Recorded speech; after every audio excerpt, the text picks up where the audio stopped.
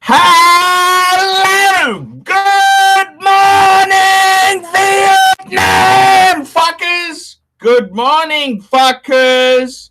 It's the Pontiff. It's Archibald Chesterfield III. Welcome to Saturday Night, a new segment, live with Tan and JIN. That's right, Tan and JIN.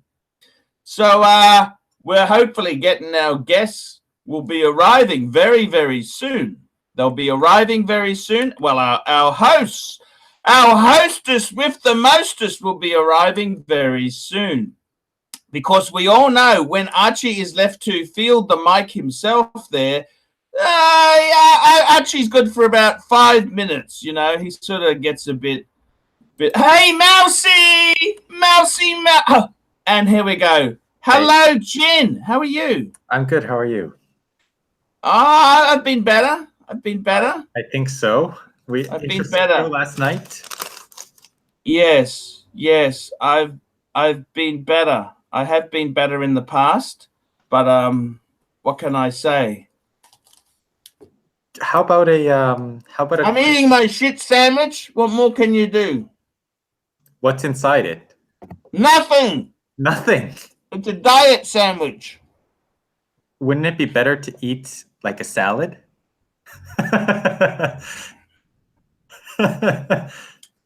Hey, where are you? Tell me where you are. You're in a hotel room, a sleazy hotel room.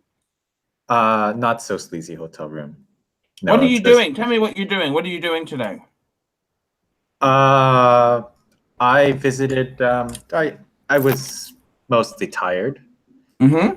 I was working and like all week, and we did the live show last night. So woke up kind of late, hung around. I talked with Dr. Bruce for a bit. Actually, a couple hours. Actually, we had a good talk, wide-ranging, about all sorts of great topics. He's a great guy. I love Dr. Bruce.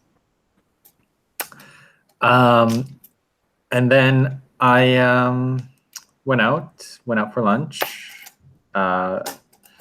And on the way back, I stopped by a couple of watch dealers, checked some things out. What are you looking at? Tell me this. I always like to hear about. I went to a Longa dealer. Looked at some other stuff that they had, some stuff that I didn't see at the other boutique, at the Longa boutique in New York. Honestly, I mean, the ones that I was looking at were beyond what I was looking to, beyond my price range. I was looking at like the annual calendar and stuff. It was really nice though. And then I went to Piaget, which I know is a brand that you don't love so much. Piaget, they actually do make very nice looking stuff. Yes, I looked at their dress watches, the Altiplanos. So I looked at the 900P. They used to be a great brand. They're kind of in the dog shit realm now, aren't they? I mean, not dog shit. I mean, they are a quality watch, but I don't think that's the true Piaget, is it? It's kind of. That's what happens when Richemont get their hands on a brand. They turn it into dog shit, right? I think that's the case with Piaget as well. But I did see, they have the cool Altiplano with the 900P with the like the ultra thin watch, where the watch is almost as thin as a strap, and you can see the movement from the dial side. That was a cool watch. It was fucking expensive though. I didn't expect it to be that expensive. So I was like, okay, well, this is not quite looking at this price range, but it was cool nonetheless to just try it on, something that was where the watch is like 3.5 millimeters thick. Tell me this, you mentioned a few things there. Annual calendar, world time. Yeah. If you were to buy one of these, wouldn't it be better? Like, let's be honest, Patek invented the annual calendar, correct? Yes, and I think they only invented it in like the 80s. In the 90s with the 5035 that I had. That's the first annual calendar they released. Wouldn't it be better if you're going to buy an annual calendar? Wouldn't you buy a Patek annual calendar because they invented that genre? I mean, that's kind of, I mean, that's, if you're going to go that far, you might as well say, well, if you're going to buy a chronograph, it has to be a Universal Genève, or if you're going to buy a sport watch, it has to be a Reverso. I mean, things change. I mean, other companies can make things. You don't have to, or if you're going to, you know, you might as well say the only car you should buy is a Ford, because they were the first ones to make like a mass-produced, like assembly line car. Or you say you only buy a Mercedes because they invented the car. Yeah, exactly. I mean, this is, you know, I think there's sort of limits to how far being first can take you. Obviously, Patek being the first one with the annual calendar, and the annual calendar is being such an important part of their range for, you know, since the 90s. I think, you know, it's a Patek, for fuck's sake. I mean, of course, it has to be on your consideration list at that price range, but I don't think there's anything wrong with shopping around. I really, really like the 1815 annual calendar. And the Saxonia annual calendar is really nice too. That's a little bit more money. It has a big date. It's automatic. But I think the idea of a manually wound annual calendar, there's something really cool about that. I think it's really targeting like a connoisseur, a collector, instead of just one guy, a rich fucker who wants to buy a $50,000 watch. I know exactly what you're saying. The fridge is open, by the way, guys. Super chats are available. $10 for a beer. I've got cold beer. No more scotch today. I'm not going to start off with scotch. We saw how badly that ended after I got some scotch into me. How much did you drink? Sorry? How much of that did you drink? Oh, I'd say about quarter of the bottle. That's not that bad. Yeah. So, but I turned into an look. It's a long story. Look, it doesn't matter. Things were said that the thing about an alcoholic is an alcoholic says things that a sober man thinks. Sure. Yes. Does that mean he should actually say those things? You know. Well, were you really thinking those things? Yeah, I was. In all honesty, you don't just invent this stuff out of nothing. There is a lot of truth in what happens. Okay, I probably wouldn't have handled it that way if I had my choice, but it's probably the marriage. I think Mark has actually made a comment. He made a video which I thought was very, very amazing. With Mark's permission, I'm gonna put the video up on my channel. He basically said our relationship is like a sexless marriage now. We loved each other to start with, and now it's time for divorce. So he hasn't decided which person in the divorce he's going with, which is fair enough. That's okay. And it's turned into a sexless marriage where we're two college mates living together who hate each other. Isn't that all marriages? Yeah. It's like marriages are like 7 Series BMWs, terrible balloon payment, and it always goes wrong. They always go wrong. Sounds right. You know? Can I get a wristwatch check? Yes, wristwatch check. I've only got one watch at the moment. I'm wearing the Scheitling Super Ocean, which is upside down. I gotta tell you, I really do love the retro Woody. Thank God. We've had some.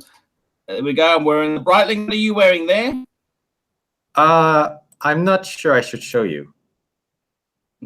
Okay. Quickly. Oh, yes, go on. 36 millimeter Explorer 1. I love that watch. Really? That's very interesting. I do. My first Rolex was a 36 mil Explorer 1. That's not what I would never have guessed. Yeah, well, that was my first watch. It's a great watch. It was your first watch, your 1016. But you don't have to go on and on like a jackass about how superior it is to everything else and hog the whole conversation and just talk about that, do you? I could, but I won't. Very quickly, some super chats have come in fast here, fast and furious. We've got a super chat here. We've got a super chat from Woodyville. What discount to get from Vintage Watch Co. Brisbane? Look, ring him up. Say, look, I'm a friend of Archie's. If you're buying a really expensive piece, I'd ask for Ronnie or Luke and say, hey, I'm really serious. Have the money ready to go. The worst thing they want is a prick teaser who's all ready to buy something and says, oh, let me think about it. You got to be ready to pull the trigger if they give you a great price. And then you say, hey, I'm ready to buy. Give me a good deal. And see what you... So I would say, hey, ring them up. Talk turkey, but don't be prick teaser. No one likes a prick teaser. $9.99 from Neo. Hello, humanity. I want to apologize to Paul and Clyde. I now realize everything wrong with the universe is my fault. Please forgive me. $9.99. A little bit of a shame, Neo. You didn't say drink up, big boy, but that's okay. We'll wait for the next person. You've unfortunately, that's just life, how it goes there. Sorry. As you were saying there, yeah, as you were saying, Neo is a cool guy. He donated very cool, very prolific super chatter. Yeah, I got to tell you, that's fantastic. Don't ever put yourself down. I didn't like some wording you've just said there. You said, oh, this is out of my price. What the fuck are you talking about? You're wearing a fucking Reverso. How can it be out of your price range? Well, I think I'm enjoying the watches the price range where I'm playing right now.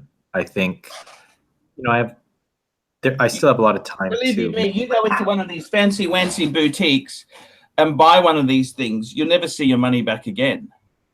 No, of course not. And for most of the pieces, I would buy used. The only one that I would consider buying new is I have to say, is the Lange Saxonia Thin Aventurine dial, the blue sparkly dial. I would say to you, my honest advice to you is stay the fuck away from ultra thin watches. Okay. You were the founder of the Society of Ultra Thin Watches. Yeah, well, let me explain to you why, okay? Half the reason I had all the trouble with the AP, the Royal Oak I had, the 15790, the 14790, was that it uses ultra thin JLC movement. Right. Well, guess what?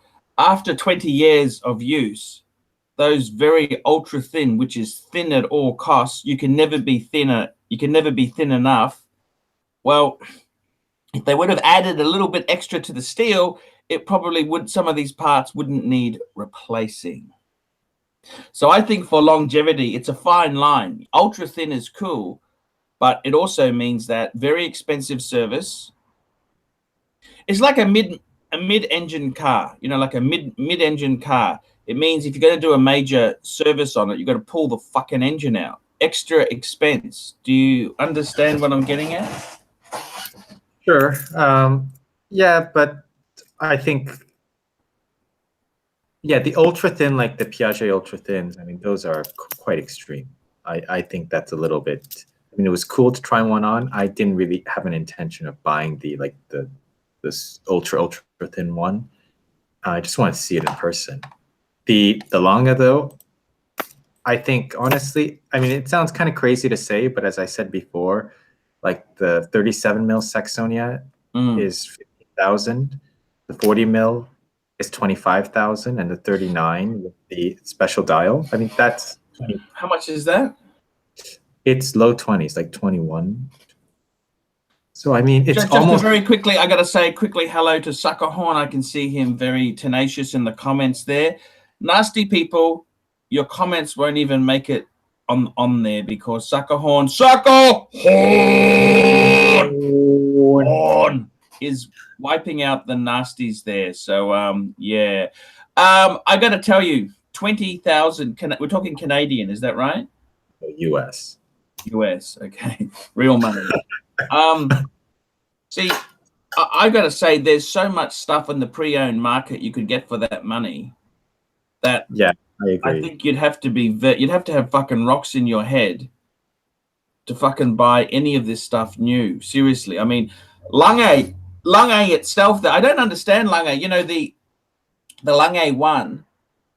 They've got a few different models, and there's huge difference in prices. Yeah. Neo, drink up, big boy. Thank fucking God. Jesus Christ. We thought this would never fucking come. You know that? Jesus Christ. I put these beers in here just for the show. I put these beers just for the show. You know, I was just telling the viewers how much a 6-pack of beer in Australia can cost. It can cost $20. Yes, it can. It's fucking dear. Now, I wanted to say also, tell me this. It's interesting. How many watches do you have now? You've got your Explorer 1 36mm, which I think personally for you, that is, I fucking love that watch. I love that watch a lot there. So yours is a 14270. Oh, it's 1-1. The solid end link one. Solid. Okay, beautiful. That's the pick of the bunch. You've also got your 976. Yes. And what else have you got there? I have a Datejust 16234. 16234. Yes, that's like that three piece, or how many more we got? 3-piece for modern, and then I have everything else is vintage. I mean, I have a couple of shitters, but I'm not really counting those. Yeah, no, we don't count that. See, then I have. Can I say this to you? Many years ago, when I sold everything off to get my 5107. Yep.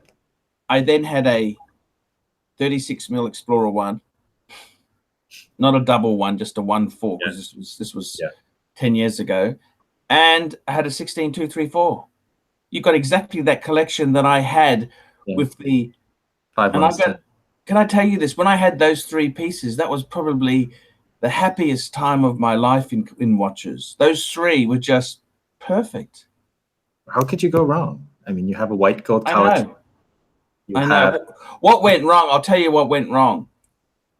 A friend of mine, a Vietnamese friend, he got angry at me because he said he wanted to buy my 16234, and I said, actually, I don't want to sell it now. And he got real snaky with me. Yeah. So I ended up selling it to him. $2 Super Cat. John Galt, $2. What are the 3 best reversos? We'll come to that in a minute, John. I'll just tell you the story. And then what happened was I sold the Explorer 1 because someone wanted it. Yeah. And I bought an Explorer 2 black dial. Was that your first Explorer 2? Now, this is about my 10th, probably my 5th or 6th Explorer 2. It was a 16570. That's the one I lent to the guy when I was doing the business. I lent it to this guy, and he brought it back to me with a massive fucking scratch in it. Yeah. What are the 3 best reversos? You tell me what you think are the best. Ooh, I mean, let's just do one at a time. I think there's so many of them. It's like let me just spit it out quickly. Let me spit my 3 out. I would have to say I really do love. I'm not just saying this because I own one, but I love the look of the Reverso Grand Date that I've got. I love that.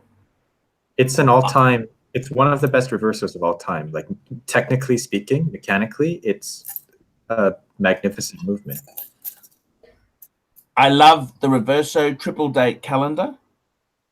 The tribute calendar? No, this is actually not the regular. The regular. Yeah. And I would have to say the tribute to 1931, the original black one. I think that those 3 are just that's without going crazy. If I wanted to go crazy, I would say Rose Gold Minute Repeater. That's one of the greatest watches of all time. You can get that. You can get that for about 30, by the way, Jin. 30,000. Insane. You can get a fucking minute repeater for that price. I would also say that I think in rose gold, the Duo looks amazing. Yes, I think the tribute dual face in rose gold is absolutely. Actually, the tribute. I think the tribute is a little bit nice. I like it. I like that retro hands. But what 3 would you say, Jin? Tell me what 3 you would say. I think the tribute dual face is fantastic, and like you said, the regular tribute to 1931, the black face, that one. I mean, such a classic. And no seconds, just 2-hander. Yeah, I mean, it's just so perfect. I mean, it was great back then, and it's great now. It's just, I think the proportions are right too. It's because they brought it up to modern proportions, which they had to do. Otherwise, it'd just be. So that's two. And your third one? I think they have the Tribute Ultra Thin, or the okay. Ron Reverso, like the Ultra Thin Tribute. I think that one, it's a little bit bigger, and a sportier version. I think that's a nice one too. I actually had a guy I knew. He used to be a friend, but we seem to have had a fight. Okay, I don't really use the word friend because I have so many falling outs with these people. They're just ships in the night who pass by, just another turd in life floating by in the sewer of life. Yeah. He said to me, this guy, he's actually the guy I got my tribute to 1931 from, okay? Mm-hmm. And he said to me he had a Master Control, ultra thin. Yeah. And he said when JEWELLERY services it, instead of servicing the movement, they replace it with a new movement because it's ultra thin. They can't service it. Does that sound? That's what he was saying to me. He said the movement. I paid $10 for you to go drink the beer. Chug, chug, chug. Thank you, Neo. Thank you. We're going to do that, Neo. What do you think? Is ultra thin? Do they have to replace the movement? Have you ever heard of that? A movement swap in JLC? I mean, I know that JLCs are a very expensive brand to service. I've never had to do a JLC service because my 976 is my first JLC. That's what shocked me. You know, when I was in Hong Kong, I asked them how much is it to service my Reverso Grand Date. It was almost the same as my fucking World Time. Well, your Reverso Grand Date, I mean, that is a very, very, very high-end movement. I mean, that's an exquisite movement. It's got an 8-day power reserve, big date. No, would you go to an independent? But is it worth going to Reverso to service it?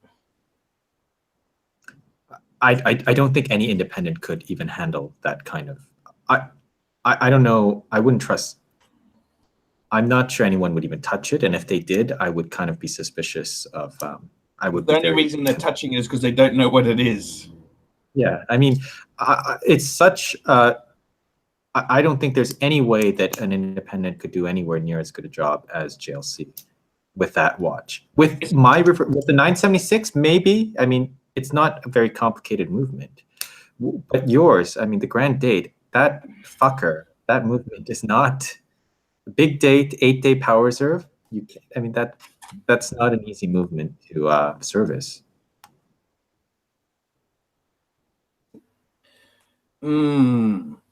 I know what you're saying there. They apparently lost money on every one.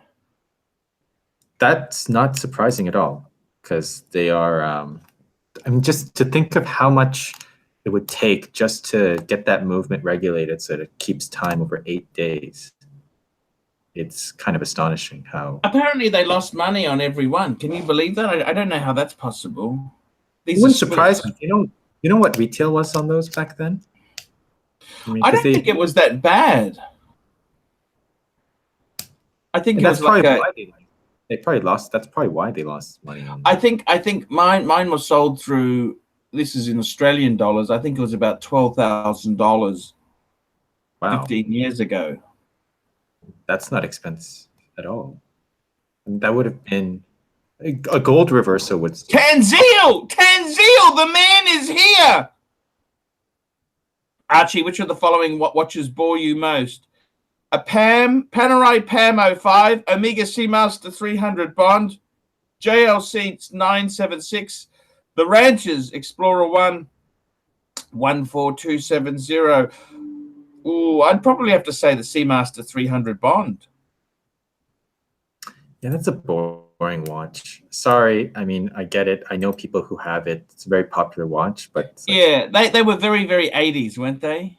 90s, very chic. Yeah, 90s with James Bond and stuff. And I mean, they're not. If you buy them used, I mean, they're decent bang per buck. But yeah, they're boring. Sorry. They are. Most people, not everyone, but most non-watch collectors who I see out there, in the wild who are wearing a Seamaster 300. Because I mean, watch collectors, you'll have pieces in your collection that maybe some more pedestrian pieces in your collection. But every sort of non-watch collector I see with one of these, they're real boring fuckers. I mean, these are the kinds of fuckers I would not want to be spending more than, like, I would not want to be stuck in an elevator with, for sure. I don't think someone's saying a PAM 005 is boring. I don't mind the PAM 005. It's got a sub-second, just have it. Yeah. It's nothing. I mean, it's very much like a 111. It's nothing really out of the ordinary. I think it's a nice enough watch. No, there's nothing wrong with the PAM 5. Personally, I prefer the 111, but because I'm not a fan of the logo. Yeah, it's got that base logo on it, but it's not terrible. No, there's nothing wrong. Boring. It's a PAM. You know, it took a while. I used to really not get PAMs, but then it kind of grew on me. I still, I'm not sure I would buy one just because they're pretty big, and I'm not really a sport watch guy. So honestly, I wear my Reverso as a sport watch, basically. Yeah. Where it's like a pool, but obviously it's leather strap and all that. Tell me this. I got a friend of mine. He just sent me a text, Dave. He's saying he's got a business partner who really wants to get Daytona. Yep. Now this guy here, I don't fucking understand this guy. His wife has got a steel Daytona with a black dial, which she's lending from her millionaire brother. Yeah. Okay. So if your wife or girlfriend or partner has a Daytona, you're entitled to wear it, aren't you? Yeah. Why not? He's also got for himself a two-tone Zenith Daytona, which I helped broker the deal for. That's a cool two-tone Daytona. Yep. What would a third piece be for him? I'm thinking maybe a white gold on a leather strap Daytona. I reckon that's the bargain. What's the budget here? And does it have to be a Daytona? Yes, he's a Daytona nut. This guy's a Panerai and Daytona nut. He wants a Daytona. He's lusting. He's got impure thoughts. He has money. So, and he's upper middle class. He's a bit like you. Well, okay. Well, so then what does he really need? I mean, he has 2 Daytonas already. Does he really want to? Well, he says his wife's one's not his. He said he can't wear that. His partner has kind of stolen his two-tone, so he's back to square one. And I said, why don't you just get wouldn't it be super cool to have a white gold on a leather strap? I reckon that'd be that's the bargain spot. You know what I would say? I told you I had a friend of mine who bought one of those. Listen to this. Yeah. A Zenith Movement white gold. It had a Arabic white dial with a beautiful bluey black strap. Like very navy, very, very bluey black, okay? Just a nice, beautiful, like a royal blue, just tone in the strap, but it's actually black. And he paid 20,000 Australian for the fucking thing.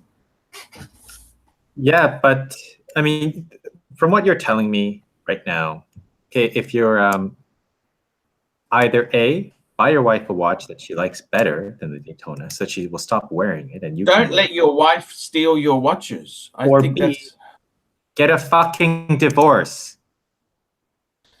We can't do that. The Daytona afterwards. We can't do that. I think she's got some money. Okay, but I'm just saying to you. Complaining about then, if she has money, then ask her to buy you a Daytona. But I'm just saying, I think for him, I reckon the perfect combo for him, he's a professional man. I reckon get a white gold head. What do you think of those Paul Newman? The Paul Newman with the yellow gold? You can get the Paul Newman eyes. What do you think of that? The modern yellow gold Daytona? Yes, modernish. I mean, see, this is a thing. If I was going to spend... So just out of interest, that guy my friend bought a white gold Daytona on a leather strap for $15 US. $15 US. That's cheaper than a steel Daytona. Yeah. No, it's crazy. I saw a yellow gold Daytona in Canada go for about the same price. It was on a leather strap as well. But the white gold, I reckon for this guy, a yellow gold one might be the one to go for. Like, because it actually says, "Hey, I'm better than you." It says to the wife just very subtly, "Hey, you may wear the two-tone, you may have your brother's steel blackface Daytona, but I got white gold." I'm not gonna go there. I'm not I'm not gonna go there. Yeah. But I will say, if he really wants a fuck off piece, then yeah, the solid gold Daytonas on the straps, they're not relative to steel ones. They have good bang per buck. Can I say this to you? I'm a little bit saddened with you, okay? Jin, I want to say this to you. I am saddened with you, okay? Tell me why. $5. How many super chats we got? We haven't backed up any, so we haven't lost any, have we, Jin? No, I've been looking. No. Okay, we just got one that's coming through here. $5 super chat from John Ving. Knowing you stand to inherit Archie's Patek if he dies in prison, how many packs of smokes would it take to bribe a Brisbane bogan to get him off? Well, cigarettes are very expensive in Australia. They are very expensive. Fucking dear. How much are they? $25 a packet. Fuck. And they're going up 30%. I would say, let's say, I mean, these are Brisbane bogans, not Sydney bogans. So let's say, let's say 2 packs. 2 packs, okay. Tanzeel, $5 super chat Canadian. Vin, what is the ideal watch that one should wear when preparing to fist a night on the town in Oklahoma City? A 321, a pair of rare turds, or a 16710? That's a Pepsi, isn't it? A Pepsi or a Coke? It's a Coke that you turn into a Pepsi after you buy a bezel. Yes. I would say a pair of rare turds, one on each fist. Yes. Yes. I got to say to you, I'm disappointed with you that you don't love your 3-piece combo collection. That was the happiest time in my life when I had those 3 pieces. Look, I would beg you now not to sell any of those 3. Look, I really like all of them. If I were you, I would just add a 5196 or a Lange. I reckon you need a Lange. You've got that smugness to you that only a German watch can deliver. You don't think I could get that with a Glasuta? Nah. Because if you get the Glasuta, the Reverso is a better watch. I kind of agree. Yeah. You want something that's better that just says, fuck you. Even an 1815 Saxonia? Yeah. So you're lucky. If you can wear a smaller watch and get away with it, there is some really cool 1850. They got a 35 mil one. Could you get away with a 35 mil? Because it's a dress watch. Yeah. They have 36 mil 1815s for about 10, I think. I know. That's not expensive, is it? For a Langa, it's not expensive at all, really. Yeah. And I think 36, 37, like, what's the big difference? Is Langa important to have box and papers? I would want them, yeah. If I'm spending that much money. Reverso? Is a JLC important to have box and papers? I think if it's a modern Reverso, if it's a modern JLC, yeah. If it's like 40 years old, then you don't need box and papers. But no, I would prefer them all the time for sure. Sometimes, it's fun to see where the watch was bought and to have all the original papers and stuff. I think that's I told you my story with my Pateks, didn't I? You didn't get one with you didn't get papers with your World Time. I know that. Like, when I got the 5107, it belonged to a pilot for Dragonair, right? Was it? No, that was another watch. No, my 5107 belonged to an Emirates or Etihad. I can't remember. I think it was Emirates, an Emirates pilot. Mm-hmm. And when I wore that watch, I don't know if you're superstitious or anything like that, but I sometimes believe possessions you pick up, you can pick up characteristics from the previous owner. Does that make sense or not? Well, I'll be making sure not to buy any of your watches from now on. But I think that watch there had a very bad sexual side to it.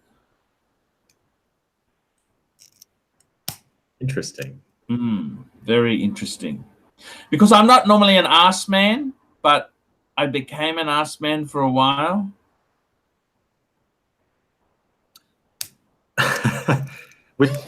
And I blame it purely on the watch. That's what it was. Only when you wore the watch, or when you just all the time? Just well, I used to wear that all the time. Yeah.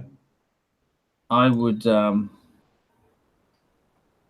Anyhow, the thing is this: I got to be honest with you. After I had it re-rhodium plated and polished, it lost that aura. So it does come off. Okay. Okay. I remember I bought a secondhand 16220. There you go. You see if you can work out what that is. It was a Datejust. Yeah. That's with the engine turn bezel. Yeah. And I bought it from the widow. She said this was my husband's watch, and I said, "Let me guess, he is no longer with us." And I said to her, "Do you mind me asking, was he wearing it when he departed?"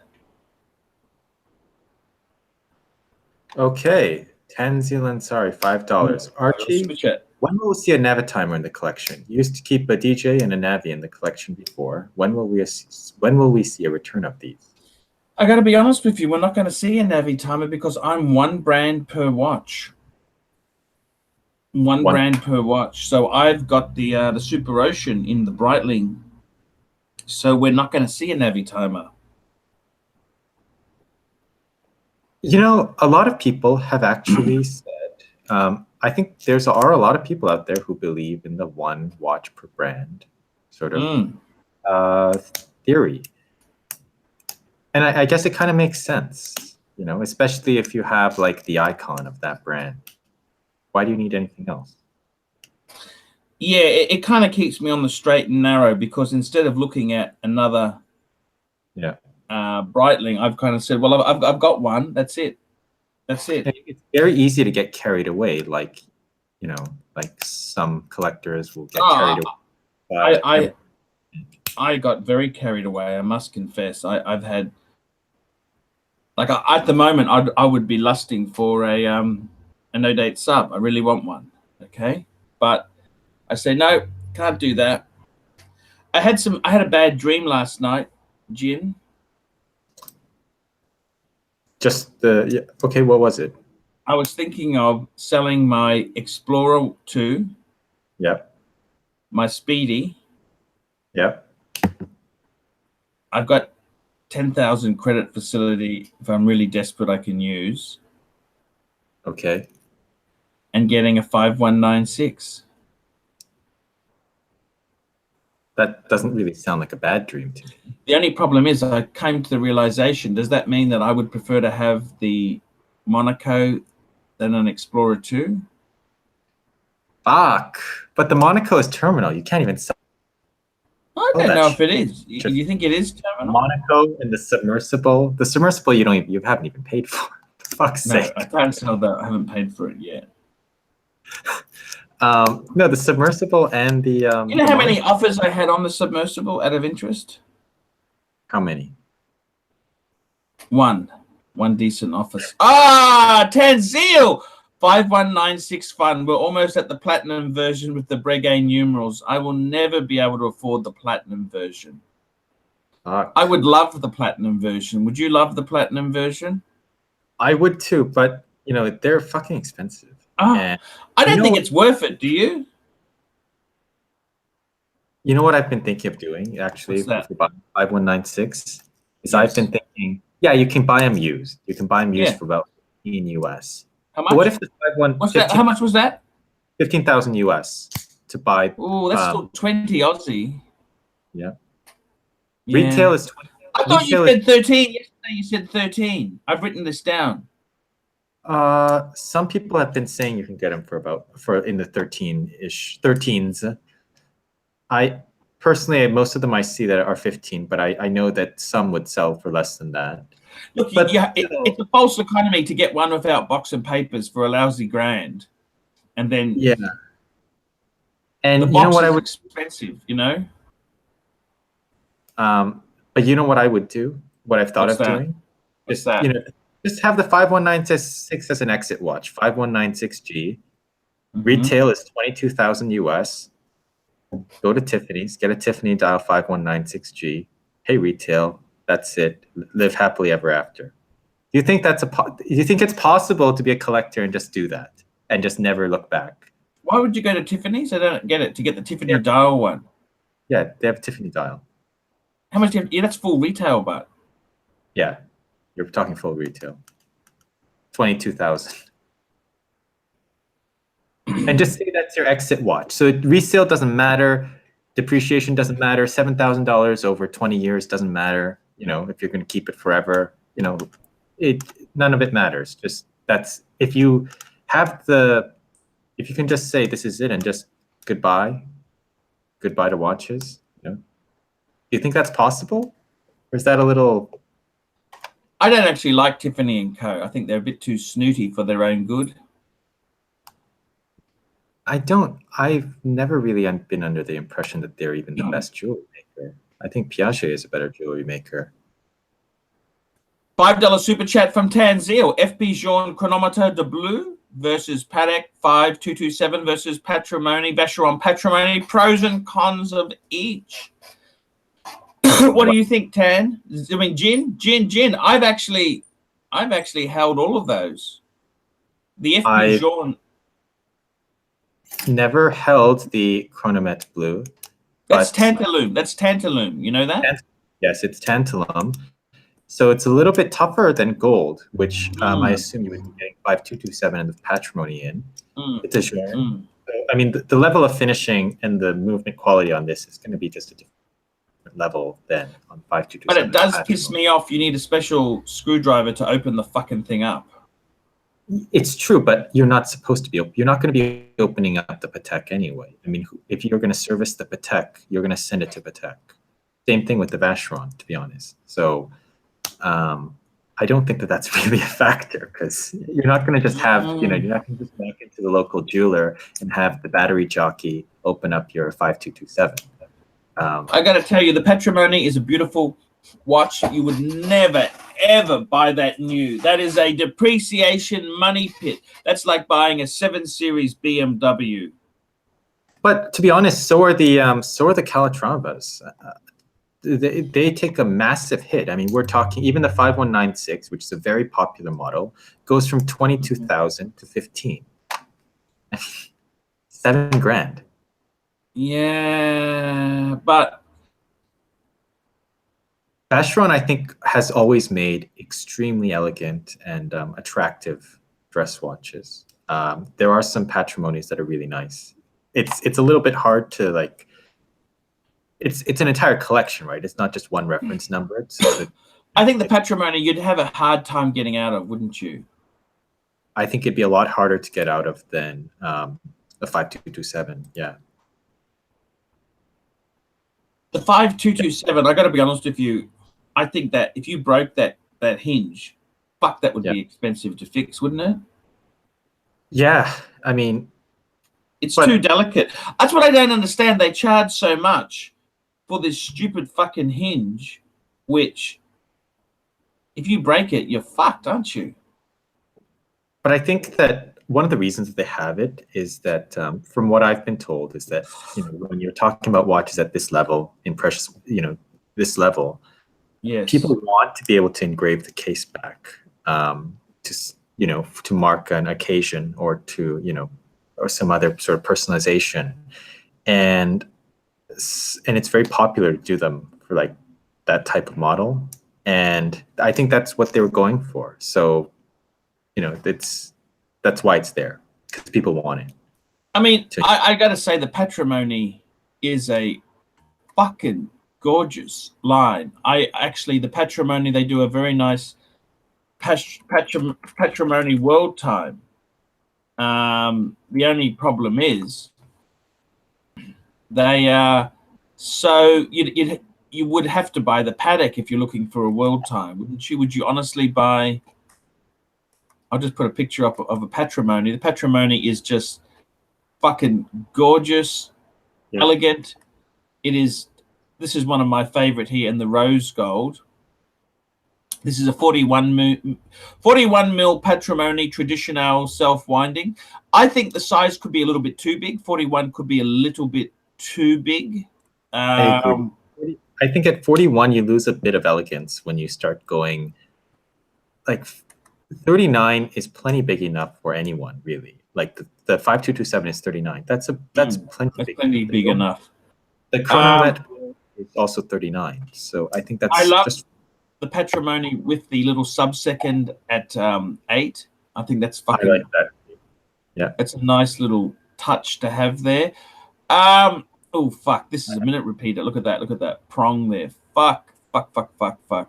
I got to be honest with you. You'd have to have, as much as I love the Vacheron brand, you'd have to buy Patek. I'm sorry, you just, because it's not about Patek being so superior. It's a fact that you're going to lose. So I mean, you know, with Tanzil buying that 5127, that's probably, I think that's a modern day classic, because they don't do that anymore, that model. And I think rose gold would be my choice of metal. I had the white gold. The rhodium plating pissed me off. Actually, on the 5127, I don't think it's rhodium plated anymore. They actually, they're not doing that. That was on the older ones. I got to be honest with you. You buy a Patrimony, you never really will get out of it, will you? And that's the thing about all these luxury watches. You want to be able to get out of it if absolutely desperate. We don't know what could happen in your life. Yeah. I mean, I hope everything goes well. Okay. $5, Tanzil, and sorry. Shout out to today's live stream champs, live comment champs. Captain Zed, Hisham Habib, Dino Hadzic, Der Stiefel. Beautiful. And $5 from Roy Batty. What happened to watch dealer Ian and his on-the-spot Asian market reports? He was the best at flicking Longines for profit. My friend Ian has slept with over 7,000 women. Okay. Okay. He was a little sex machine.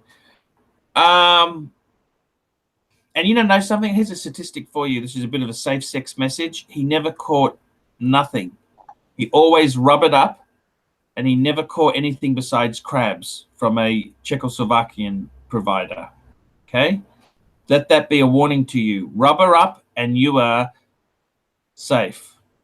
Now, Ian, he just doesn't like publicity. He doesn't like the viewers. He doesn't like the fans. He's a very shy guy. And just out of interest, you know, that dial that Dr. Bruce got, that came from Ian.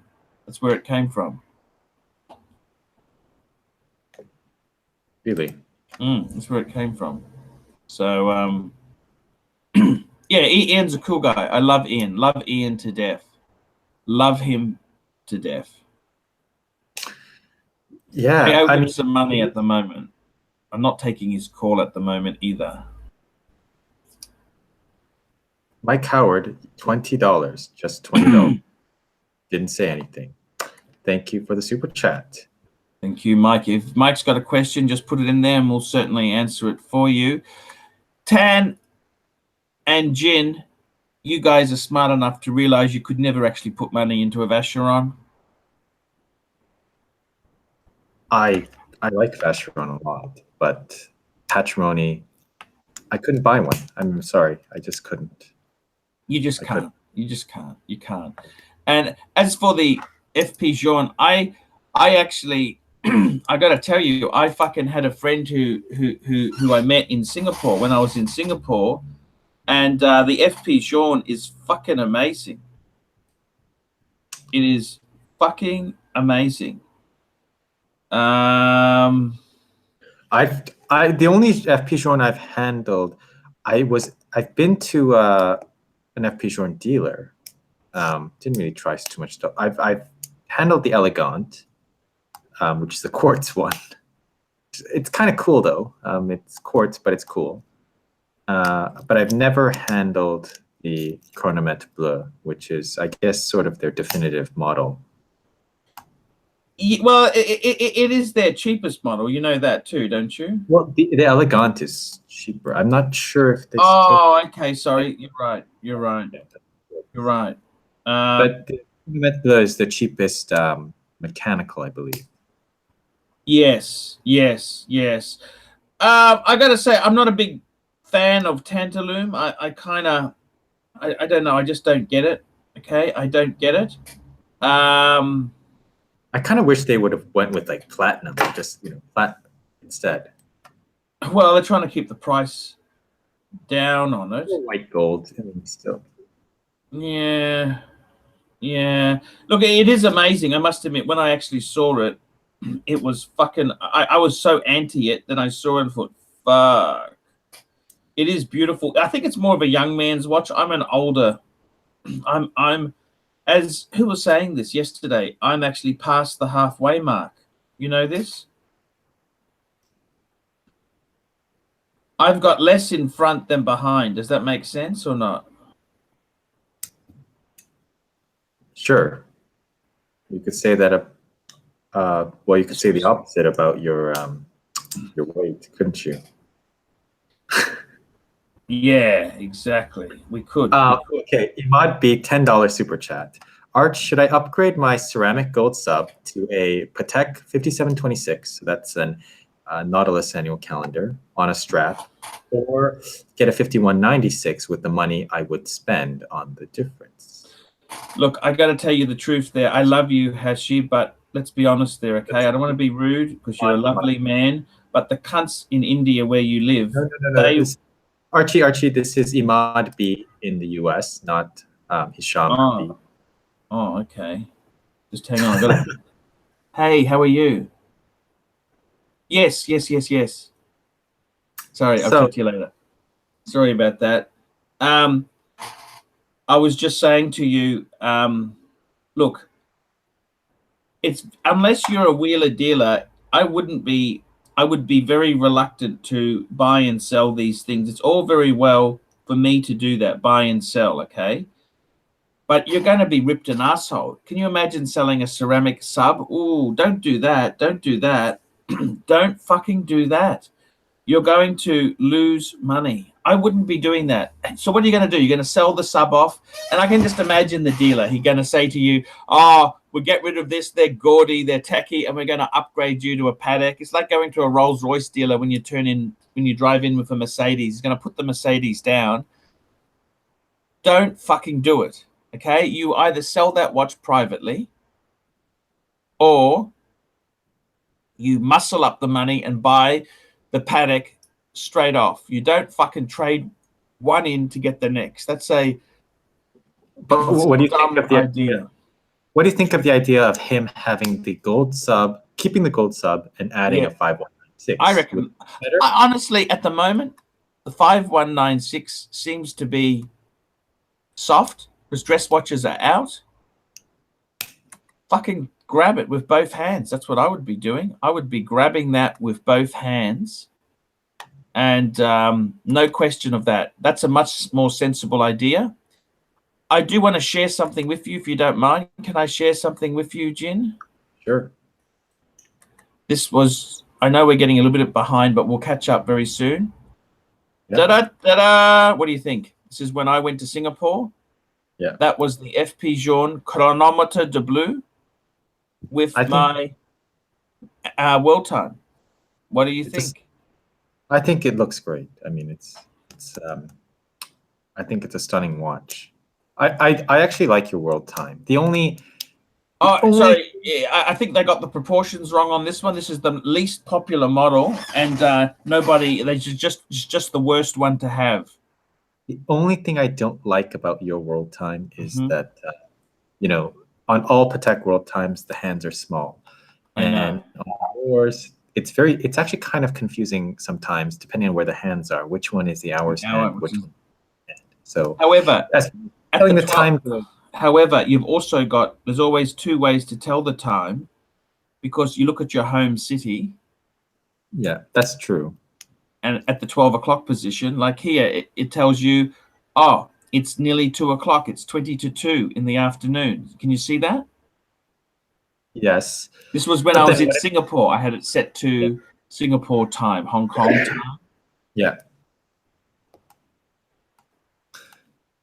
Yeah. But I got to say, I like the font of the cities best on the 5110. I think the font they used is the best looking font. I love the Kalisa, you know, that's the enamel dial one, but I don't like the engraving on the bezel. I think that's a little bit tacky. I have to agree. I mean, I absolutely love the enamel globe. Yes. The engraving is so unnecessary. Why? I know. Why it's so discreet. You don't even need to say it's a Patek. It is what it is. You know what I mean? Yeah, it's so, and this is not a sport watch. This is a refined dress watch, for fuck's sake. Why it's are as you tacky as putting Yachtmaster on the Yachtmaster 2. Well, I mean, that's a Rolex. So we're talking, it's a different, you know, the brand means different things, right? I mean, you can, there is a place for those kinds of watches, and that's fine. But I think on a, you know, on a precious metal complications watch, I think that's. Out of these two, which one would you pick? The funny thing is they weren't much difference in price on the used market. Which one would you pick here? Oh, I would go with the World Time every single time. Oh, okay. Okay. You know, it's a fucking Patek World Time. How can you go wrong with that? I mean, I know FP Journe is a great. I know that it is a fantastic watch built. It is amazing standards, even higher than Patek standards. But it's a Patek Philippe, for fuck's sake. It's a complicated. You got to remember too, the guy who had this FP Journe, he would have been early 20s, so I think it suited him having the FP Journe. Yeah. It's a bit bigger in size. You can see the size of the case. Not that my one necessarily looks small, I don't think. No, I mean, we're talking 2 millimeter difference. It's not a massive difference. But, you know, I get it. You know, if you want to be like sort of have something under the radar, very usable day to day, it's a little bit more scratch resistant because of the tantalum case. You know, the FP Journe has lots of things going for it, but for me, it does. For me, it'd be the World Time, and I actually would like it in the yellow gold. I think if I wanted a Patek in white gold, it would be a Calatrava, you know, so I could have an extremely elegant watch if I had an occasion that required it. Then I'd have the World Time where I could, you know.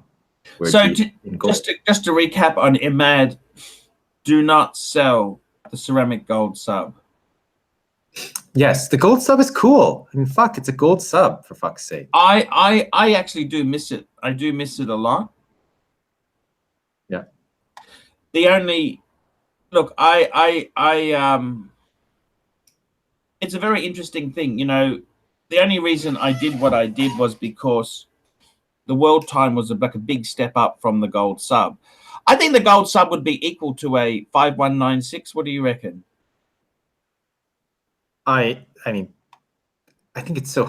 I think it's impossible to compare. I mean, as far as price goes, like for a good one. Around 5196 is a bit cheaper than a gold sub. Oh, sorry, it's a ceramic. Sorry, mine was pre-ceramic. Oh, even pre-ceramic. I mean, pre-ceramic gold subs are actually. Actually, tell you the truth, my World Time and a ceramic gold sub would be about the same. That would be about the same. Probably, yes. Yeah, but I got to tell you, look, the gold sub is a completely different statement sort of watch. It is a very fun watch to have. It's amazing, but I mean, the gold sub is like it's like a drug dealer watch or a pimp's watch. You know, this is. I mean, I like the gold sub. No offense to anyone who has a gold sub, but let's just admit it, fuckers. This is a gaudy piece, and that half the appeal of having a gold sub is that it's so wrong that you want it. You know, exactly. The obscenity is part of its appeal. Can I just throw something out for you quickly? I just had a friend who's texting me, right? Yeah. Now this is a good friend of mine. I love him, Glenn. Would you get his dream? He wants to get an AP 15400. Okay. Sure. He's a middle well, he's upper middle class guy, lower middle class guy. He's come to me and said, "Hey, Arch, instead of getting a 15400, Yep. how about he gets a Vasher and Constantine overseas blue dial?" And I immediately said, "No!" The new one? Well, I guess Yes, it doesn't really matter. the new one. Yes, the new one. Yeah. Yes. So it's a 3-hand with a date. Yeah, the 4500V. Yeah, 4500V. That's exactly. You know your fucking watches. I gotta hand it to you. I said to him, no. I said he's gonna buy that as a compromise. It's not an AP. You always. It's like buying. It's like people who say, "Oh, this car is almost as good. It's better than a Mercedes." Why do you keep referring it to a Mercedes if it's so superior? You know, the retail on the 4500V, I believe, is actually higher than the 15400. Yes. I will say the advantage, the 4500V, both those watches are 41 millimeters, and they're a lot bigger in person than you would expect. I mean, they wear a lot bigger than you would think for 41 millimeters. So Here we try go. them on. Super Chat Royal Batty. Here we go.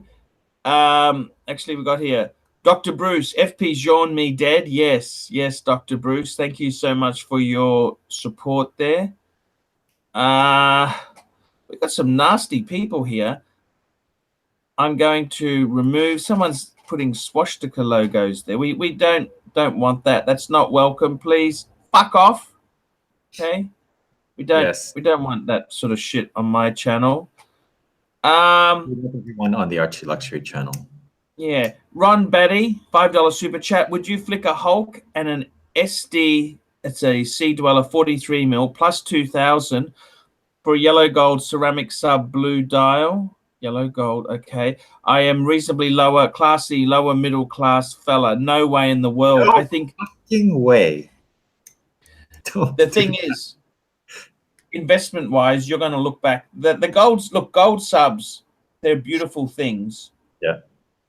Let me tell you a story. When I had my gold sub, I was actually going to do a swap with my good friend Gregory, the piano player. Yep. And we were going to swap two tones. He had a two-tone bluesy pre-ceramic and a two-tone GMT, solid end links but holds case. Yep. Okay. And an Omega Seamaster Planet Ocean for my gold sub. Yep. Now, if you're going to do the deal, he'd give me the two tones and I'd have to throw in a bit of money as well. Gold does not, you are going to kick yourself. And the only thing, there's nothing wrong with having a gold Rolex, but if you're doing that sort of swap, you're going to continually, for the rest of your life, be comparing the prices. Or was this a good swap? Was this? No, it's not a good swap. Don't fucking do it. If you want to buy a gold watch, just buy a gold watch. Go buy a gold sub, but don't swap things to do it because it's just dumb. Yeah. I mean, the Hulk and the Sea Dweller 43 are very desirable watches right now. Very desirable. Why would you do that? I mean, fuck me. People want to change. I think people get bored. They just want to change. What are you going to, I mean, you can't have a gold sub as your only watch, especially a yellow gold sub. You're going to be walking around. I mean, no, well, the gold itself, also, it's not something you want to wear like a Patek. I don't know if you know this, Jin, but the reason I got the World Time, I wanted a Patek with no date. That's important to me. I don't want, because I don't just wear it. I don't want a date. Does that make sense? It does make sense. Most of my watches don't have a date either because I hate setting it. It's so. Yeah. I mean, the 5127 is different because that is so cool. You could actually wear that every fucking day, right? I got to hand it to. And it has a quick set, so it's fine. But still, it's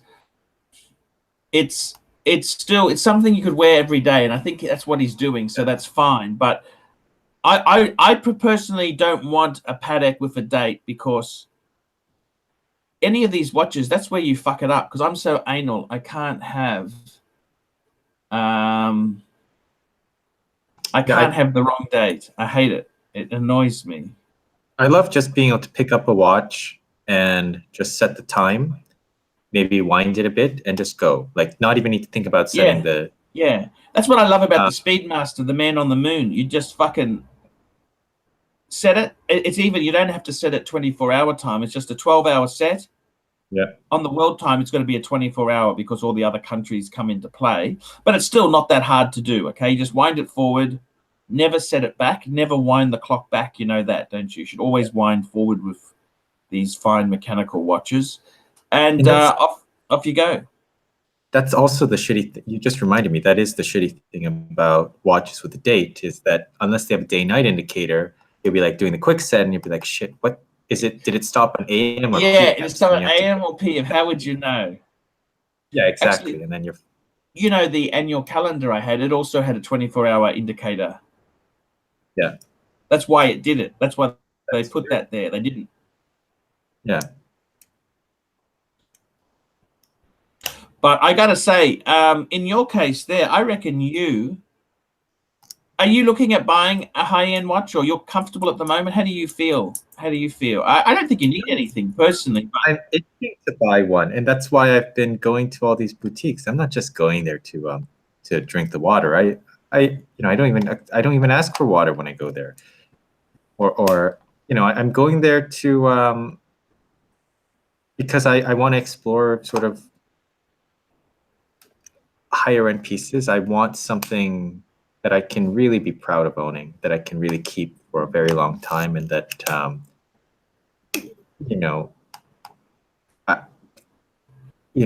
I just want... I want to move up into sort of the next level, and yeah. So would you sell anything you've got to get there? I'm not sure. Datejust is very easy to sell. That's such a cool watch, but I wouldn't sell it. I wouldn't sell it. I never wear it anyway because I'm always traveling. It's been sitting in the bank for like months. Yeah. So what? So I mean, that's not a problem. I mean, I could sell it, like, even to sell locally. A Datejust is like the easiest thing ever to sell. Yes. Because it's, and so that's not hard. I was kind of thinking of other things I could sell. Like there's a couple of vintage watches that I might be able to sell, but because I don't wear them that much because the nature of them being vintage, and again because when I travel I prefer to wear my Explorer. So I'm not sure about those, but I would rather think about what I want to buy first and then think about what I would sell in order to fund it if necessary. Right. So that's why. So Lange is punching pretty high on your list. Yes, but the prices are not fucking... I mean, they're fucking expensive. They're fucking expensive. Okay. And there's not a huge number of them on the used market. There's a lot more Pateks in the used market. Yeah. Would you... I'm thinking instead of getting a 5196, there's a bargain. You can get that 215 movement in like a gondola. Would you ever consider a gondola? No. Sorry, it doesn't say Patek to me. Honestly, I would rather have an ellipse than a gondola. Oh, that's a bit nasty. You don't need to start getting into profanities now. I actually, the new ellipse, the modern ellipse, like the big ones, they're not bad. I mean, they're fucking expensive. I wouldn't spend that much to buy one, but they're decent. The vintage ellipses, Donald Trump wears one, Yeah. You are right there.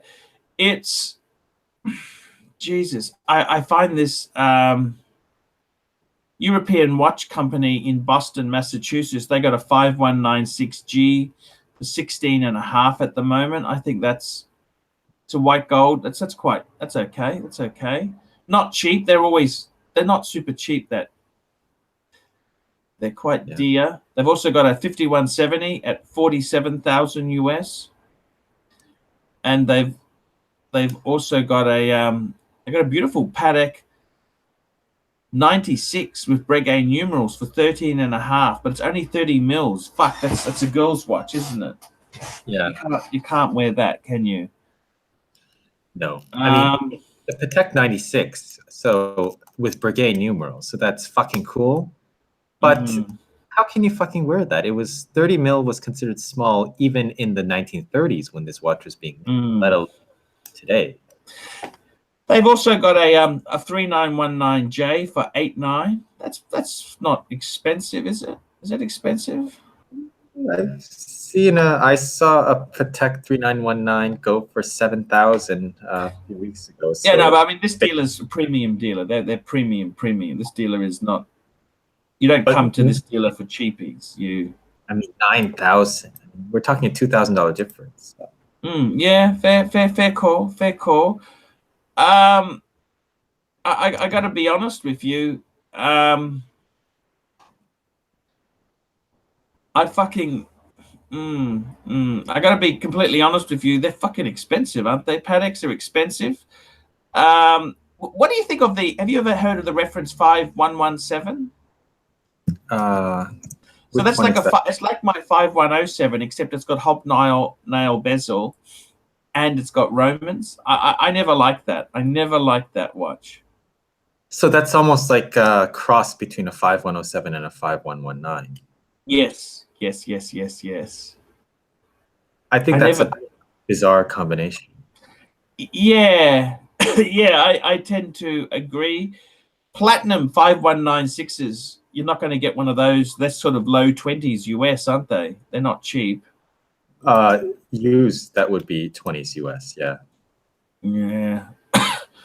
New 30s. The funny thing is, European watches got a 5127 like Tanzil's 19,900. That's a bit much, I would say. But as you said, it's a dealer. They're a premium dealer. They're premium. Yeah. Gondola. You don't like the gondola with the yellow dial? You know, the yellow. No. Sorry. You know what I've actually looked into now that you mentioned this to me, and actually it opened my eyes to something I had never even considered before. So thank you, Archie. Where can, if viewers have questions about watches or are looking to explore new parts of the world of watches and don't know where to go, who could they contact? They can contact me. Email me at archieluxury72@gmail.com. An hour on the phone is 50 US. $2 super chat from Elliot. Which country has the best bang per buck women? I would have to say best bang per buck women. What would you reckon there? I would have to say, I reckon probably Bangkok is easy. Easy. Bang per buck. We're talking easy, short-term relationships. Easy come, easy go. May not find love. There is no love. You cannot find love in a Bangkok bar. Remember that. No comment. Sorry, you were saying there? What did I allude you to? What did I tell you about that you didn't know about? Yes, the Neptune. Ah, yes, the Neptune. You like the Neptune? No, they're fucking ugly. But they're a great bang per buck. They're steel Pateks. I mean, steel Patek is always, these are watches that are always end up being desirable. The Neptune was actually Patek's answer to the Santos. Yeah. And they look kind of like dog shit. There are some complicated Neptunes, like one, I've seen one with like a moon phase and a power reserve and date. That one's kind of less hideous.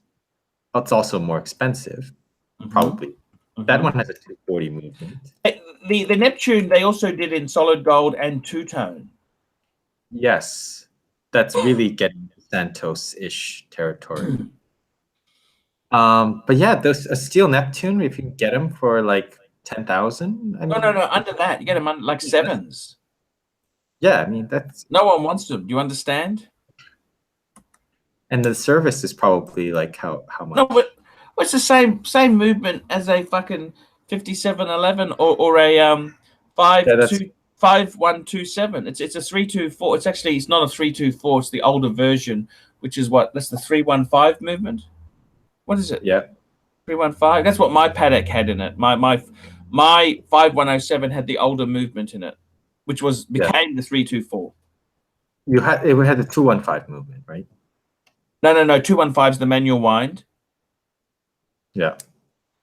You know how you got the 324 with the big rotor? Yeah. I think that's 28,800 beats now, right? Yes. My paddock had it was the 21,000 beat version. And that was the... I actually like a lower beat rate. Maybe not in a time only. Well, Rolex Explorer 1s, they used to be 15,000. Yep. The higher beat basically makes the watch more accurate. Yeah. But I love, like, especially on a chronograph, to see the chronograph hand have like a nice lazy sweep at like 18,000 vibrations per hour. I think that's just... I think that's perfect because it has that vintage sort of ticks along the dial. I want to show you something else. This is what I'm talking about. I think you don't quite get what I'm talking about. I want to show you something in Patek, and I want you to give me your opinion, okay? Sure. Okay, so what do you think? 5111. God, I think it's... Okay, it's like a top down. It's like a top down Patek. You don't like it? In white gold, isn't that kind of nice? No? It looks like a picture frame. I know, very Art Deco, isn't it? Yeah, but whereas the Reverso is Art Deco charm, I just don't see it with... No, I do kind of... I can appreciate it. You can get these for as low as 15, under 15. 15, fuck me dead. There's no way I would be... If you're 15, we're talking 5196 money. I know, it's the same movement, isn't it? Yeah, I would not be even thinking it's about similar. It's 30 mils by 42.5 mils. Like, I would buy an ugly Patek, but we're talking, I would only get them if they're like under 10 grand. Ooh, I don't know if you get them that cheap. Well, you can get some ugly Pateks like Neptune under 10 grand. You can get a nice quartz Patek. That's the cheapest Patek. I had an ugly quartz Patek. You know that, don't you? 3944. Yes. No. You think that's my only ugly Patek? Fuck, Jin, you don't know me at all, do you? Oh, you had the 24, but that was wife's. I had uglier than that. I've had uglier. You know this or not? No, which one did you have? Okay. Do you like porn? I don't think we should be showing that on this channel. Okay, because I want to just try. The reason I said that was I want to put you in the right frame of mind. So we're talking 70s Bush, okay?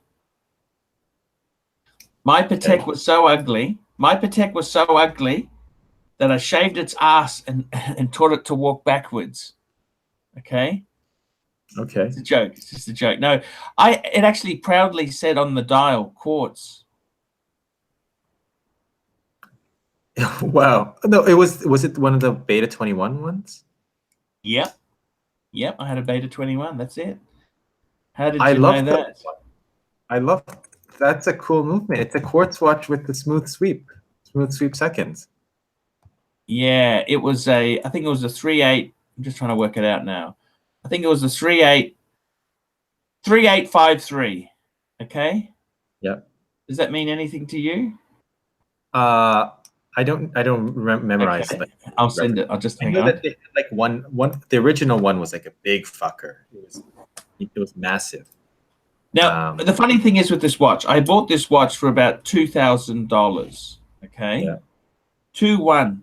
Okay, is what I paid for it because I wanted a. I just thought it was cool because it was just. I mean, it's a fuck off Patek. You understand? Yeah. And the only problem with was a fuck. It told me to fuck off. Let me give you the drum. There's no. This Patek was nasty. Okay, because whenever I wore it, it would lose time. Do you understand that or you don't?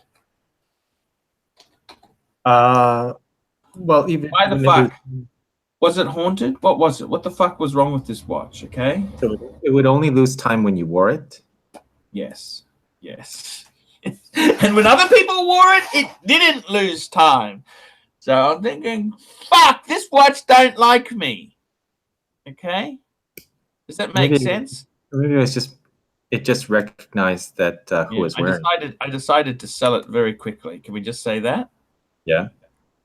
You know, those things are collectible now. Sorry? The Beta 21 movement Pateks are collectible now. If they're working. If they're working, yeah. I mean, I think mine was on the way out. That's why I got rid of it, okay? Here we go. This is what it looked like. Da-da-da-da! Can you see that? That's not that bad. I mean, it says fucking quartz, which is, I mean, hideous. I know. It just fucking... I mean, oh, don't admit to your mistakes. You know? Never, ever admit to your mistakes, do you? You never, ever would big note yourself about that. It's in what, like an octagonal kind of case? It's not that bad. I've seen worse. I mean, the quartz thing obviously is awful. How big was it? I'm assuming it was actually pretty big. That's one of the redeeming qualities it Those had are big, of it. Right? So you couldn't fit them in a small like. Actually, just hang on. I'm going to send some pictures through. I'm using two computers because my other fucking computer, it won't fucking work. It doesn't fucking work with the fucking how do I put this? My other computer doesn't fucking my Google Chrome doesn't work for some stupid fucking reason. I think I got to reload that computer, so I'm using my other. So since moving to the ArchieLuxury channel, we are only at 135 viewers. Oh, that's okay. The super chats have dried up. I've actually renamed this segment now. It's going to be called Live with Tan. Have you seen that? Yes, I did see that. How do you feel about that? Is that okay? I was going to call it. I was thinking Live with Tangin. It's you and your friend's name combined. What do you think of that as an idea? How about just Live with Tan and Jin, which is what it is now. Now let me show you. Let me show you this Patek we were talking about. I've actually got a picture of. You want to see an in-depth photo of it? Sure. Okay, this is the case back. Okay. Yep. It looks familiar. And I will also show you. I'll also show you. You want to see the movement? I've seen the movements, but yeah, show me the pic. Sure, please. This was the movement to mine. It's a big movement. There you go. They are pretty big. I think that's the Beta 21, isn't it? Yes. This photo was taken years ago, but it's a quality. Look at this. It's got stripes on it. It's not a shit thing, really, is it? I mean, by quartz movement standards, no. I mean, they wanted to create like a nice quartz movement, relatively speaking. This was the future. Everybody thought it was the future. Yes. Everybody thought it was the future, and okay, so Larry Kippings, £4. Have a drink, Archie, and let someone have it. I don't think he means have a drink either. No worries, we can do that. Yes, we can. And I'm also wearing the 36mm Explorer 1, so we can do all sorts of things on this channel. Yes, I will tell you what I think of your watch, okay? What do you think?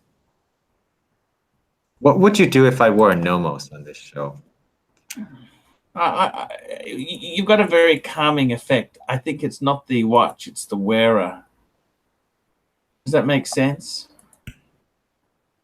It does, sure. You know, the worst thing is I'm trying to find it. I can't find it. I'm sorry. I had a photo of the movement inside the Patek 24 I had with a plastic frame around it. That's really nasty. We talked about it. I mean, you expect more from Patek, don't you? Yeah, I mean, you lose respect over these brands when they go and they do that sort of bullshit about all the history and heritage and craftsmanship, and then they go and throw in some fucking plastic inside the watch because I'll show it to you on my hand because you didn't see this. There you go. That's what it looked like on my hand. Oh, you had a Cartier wedding band. Yeah. That was my second wife. Yeah. I don't think it was a genuine one. Okay. But it was real gold. I've actually still got the wedding band, believe it or not. What do you mean? What do you mean wasn't genuine? The ring or the marriage? It was real gold, but I don't think it was Cartier gold. Okay. It wasn't signed Cartier. I'm trying to politely mention this, okay? The case is not actually that bad. No. Honestly, it's just the fact that it's quartz and it's I looked everywhere for this strap. I wanted a shiny leather thin strap. That's what I wanted on it. I looked everywhere for this strap. Because it had a horrid, ugly. That's why, you know, when you're trying to sell these watches, you've got to present them well. And this guy it looked awful. I love the shape of the case. It's like, you know, that layered case. It's quite. It was a big sort of chunky thing. I like it. It's just the problem, obviously, is the quartz, and it says quartz. If it didn't say quartz in the dial, and it was a two-hand, it'd be so cool. If only I've already had this discussion. If only it doesn't have a horrid second hand, so you could get away with it. But because it proudly says quartz, like they put it on there as a selling point. You know what I mean? Yeah, exactly. Like if it didn't say that, I might actually wear one, you know? That's what really disappointed me with it. It was an interesting piece. I did love it. You know, when I had that piece, you know what my Grail watch was when I had that piece? So this was 2004. Sure. White gold world time, 5110. You had one for a short period of time. Yeah. That was my dream. When I had that Patek, that's what I really wanted, was a 5110. Like now, I would really love a 5170. Back then, when I had that quartz piece, I really wanted a 5110 because that was the current world time at the time as well. This is because it was changed in 2006. Yeah. So Archie, tell us about. I think the punters are getting a little. Getting a little reckless. Why don't you tell us about your Grail watches, the history of your Grail watches? What was your first Grail watch, and then where did things go from there? Am I supposed to have another beer? Was I paid for another beer? As many more as you can, big boy. The entertainment on this channel. It's quite interesting you ask about Grail. I tell you honestly. So when I turned 18, I was so green. I got an Amex green card, an Amex American Express card, right? And they big note themselves about there's no preset spending limit. Yes. Your limit is determined by your good credit history, yada, yada, yada. So I immediately went to my friend and said, get me a Rolex. And he got me the 1016, right? And then I didn't realize that I had to actually pay the bill the next month. Did you know that? What a bitch. Well, I didn't know that because I've had countless fakes. People tried to rip me off. Yes, yes, countless. More times than you've had hot dinners, Stephen. Yes, yes, yes. I remember looking at a fake Explorer 1, and these fakes are just so fucking tacky. It was a steel case, but on the back of it had yellow, had hallmarks for gold, 750 on the back of it in the corner. That's a okay. So my Grail, let me tell you my Grail. So when I had the 1016, the Explorer 1, my Grail was really the watch that was on the cover of the brochure. Was that a sub or date 18238? 18238 champagne dial. That's what I wanted. That was my first Grail watch too, the date 8. I thought, man, if I could have one of those, I just thought you'd be made. You could fuck whoever you wanted to. Women would just take their underpants off and say, "Fix me up," and you would always have a convertible Mercedes at your disposal, no matter where you went. And yeah, so that was my first Grail. Then I always thought Rolex was the best watch until the 90s. Then I bumped into a secondhand watch. I used to love Cartier too at this stage. Okay. Yep. And I thought I was so classy because I had an octagonal Santos. Yep. And it came from a Sotheby's auction. It had the little hang tag that said Sotheby's, and it had a little auction, the number of the item. I actually bought that cheap. I actually loved that watch. Yeah. No, I've always, it's funny you say that because I've always loved buying at auctions too. You just feel, you just feel good.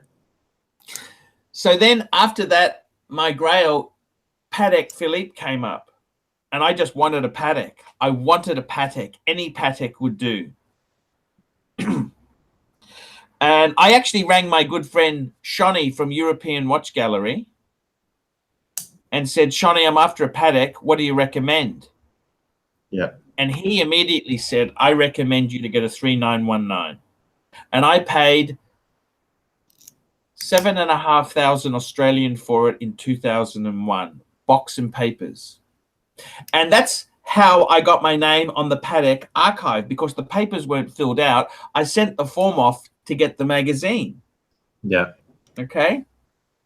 So that was my sort of my Grail. Well, I got that Patek. Then, I mean, I remember seeing these complicated Pateks and that, but I never really understood them or anything. It was when the World Time came out, because they had, in the early 2000s, they did a lot of advertising for the World Time. Yeah. And I remember, and they also did advertising for the 5035. So I wanted a Patek with many eyes. I thought that was an expensive Patek, was multiple eyes. Does that make sense? Yep. So I kind of think I wanted a 5035, even though I didn't know the number. Anything with multiple eyes, I thought that's going to be expensive. Yeah. Then I really wanted a 5110 in white gold. I sat down for like a couple of hours thinking, what's my dream? This is when I had that quartz monstrosity, which was losing time. I actually said, what do I remember swimming in the pool at this place I was staying and thinking, what do I really, really, really, really, really, really want? Oh, and by the way, I used to wear a solid gold Air King on a rubber strap. I thought I was so cool. This was pre-Aquanaut. Okay. Yeah. I used to wear it on rubber. I thought I was so cool. I had a gold Rolex on a rubber strap, with the gold buckle, a gold buckle as well. Fake gold buckle, but it had the Rolex, And I got to tell you, the 5111 World Time, I thought they were I thought, fuck, that's just unattainable. It's like a 5396 now, completely unattainable for a man in my position. Well, could you get what do 5035s go for now? Oh, a 5035 is not much more than a 5196. You could get one. I think I'd prefer the 5196 but because I wanted manual wind and I don't have to have the date and set the fucking thing. And it's also simpler to service. You had a 5035 as well. And, I did. You know, it's like going back to an old girlfriend. Do you really do that? If that's all you have, yeah. But I got to say, modern, like I never, you know how you have the sky, you know, the constellation. What's that? That's the celestial, Patek Celestial. Yeah. I never have that as a Grail. I just think that's too unattainable. I just think, no, that's just ridiculous. Like my Grails, I'll tell you my other Grails I've had. The 3940 has been a big Grail. That's the perpetual calendar 36 mil. I thought that was a fucking amazing watch. They're good bang per buck still. They're getting expensive. But they're going up, but they're still good bang per buck, I think. I've achieved a lot of my goals. I wanted a Royal Oak. I've had a couple. I don't want to go there again. I don't really have much desire. I don't really have a desire for an AP. That's kind of all burnt out. I think my Grails now would be a 5396 in rose gold. If the other one is a 5170, the manual wind chronograph. I mean, I understand this is Grail. Define Grail for you. Is Grail something that's achievable, or is this something that's just fantasy? No, this is semi-achievable. Like if I went and robbed a bank, yes, I could possibly get one. Well, if you robbed the Patek boutique, you could get one. You know, but no. I when I say like I wouldn't actually. For me, a perpetual calendar chronograph, I would say that's unattainable. Unattainable. I don't even put it as a Grail because it's just fantasy. Yeah. I actually love the 5396. That's all I'd ever want in a calendar watch. And often I like stories with watches. I read this story on Time Zone. Do you ever read Time? You ever go to Time Zone, the forum? I mean, I guess I do, mostly in the for sale section. I got to tell you, there's a great. I love reading. When I bought things, because I used to work as an IT worker, so what I used to do is I'd research it at work. I don't do this now because I work for myself and my time is money. But when I worked for other people, I could bludge and do all the research I wanted to. Okay? Hence the reason I've been fired more times than most people have had hot dinners. For surfing, busted surfing. I'm just testing the network. We've got a DNS error I'm working on. That was my excuse, okay? Yeah. It's not porn, it's just checking out a DNS error, okay? I think the sock is wrong. That was another thing I used to say. And I got to tell you, there's a guy on Time Zone, his wife, for his 50th wedding anniversary, she gave him a 5396 in rose. I actually had this story on my channel. I was so moved by it. I thought this is such an amazing story. To have a 5396 in rose gold, I think that's just beautiful. There was also a great story. There was a guy on the forums called Dave in Wales, and his avatar was his little grandson, little baby grandson. Yeah. And Dave in Wales was a typical Englishman, a real cunt, okay? A little bit of a cunt. Little bit of a cunt, Dave. Not nasty, but just okay. If he was Dave from Wales, wouldn't he be a Welshman? Actually, he was. He was a Welshman, sorry. But, you know, they're all a bit nasty in that part of the world, okay? No comment. And he sold his collection off to buy his 5127R. And he put he did a posting saying how the 5127 is superior to the 5107. Like he's like someone who loves their soccer team. He just completely biased. You know what I'm saying? Yeah. And Dave from Wales, he rationalized it and he just loved his watch was beautiful. He put these, and in the end he sold it. You know why he sold it? Why? So when he dies, he doesn't have to burden his wife with having to sell this 5127. So he decided to sell it before he dies. And I thought to myself, fuck Dave, that is the most miserable fucking bullshit fucking thing I've heard in my life. What a fucking pussy. Why would you sell your watch so your wife doesn't have to handle the sale when you die? Wouldn't it be a fucking heirloom, Dave?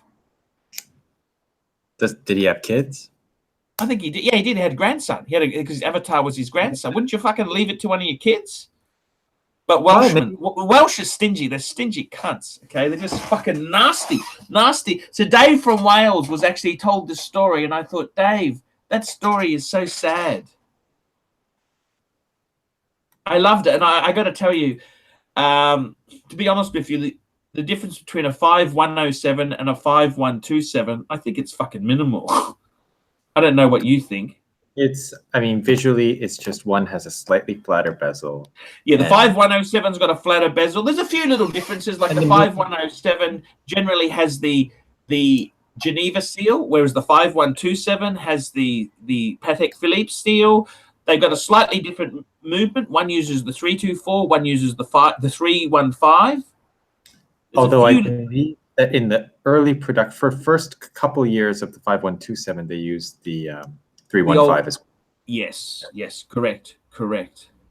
And some of them, Dr. Bruce, I'm just gonna, these beers are starting to go through me. I'm just gonna take a very quick toilet break because we got gases building up here that need to be addressed. Dr. So I'll Bruce, be back. Work to get Grail and sell it in case you die. Fuck me dead. I agree. Fuck me dead. Did you?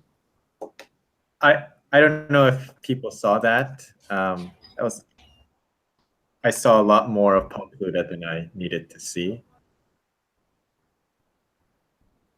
Wow. Anyway.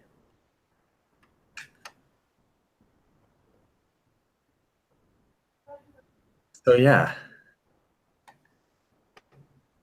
I'll just do what Clive does and read the live stream comments.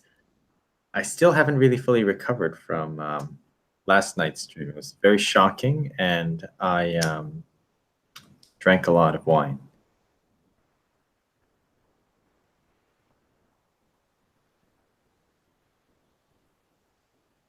Nana Kim was Archie's Grail granny.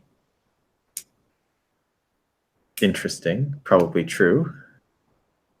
Anything is better than watching a fat Puerto Rican try to catch his breath while talking. Well, I assume that that's why you're on this channel and not another channel. If Archie screams at Ving like he did at Clive last night, I think Ving would cry on his fancy boy watch. You see, this is why I wore my Explorer 1, fuckers. This is why I wore this, because I wanted him to explode on me, and I was like, you know what? Maybe I want my Saturday nights back too. And then I show it, and it's Archie's back to, oh, I love this watch. Clive and I actually talked before the show. I called him, and I told him, you know what I'm going to wear on the show? I'm going to wear the 36mm Explorer 1.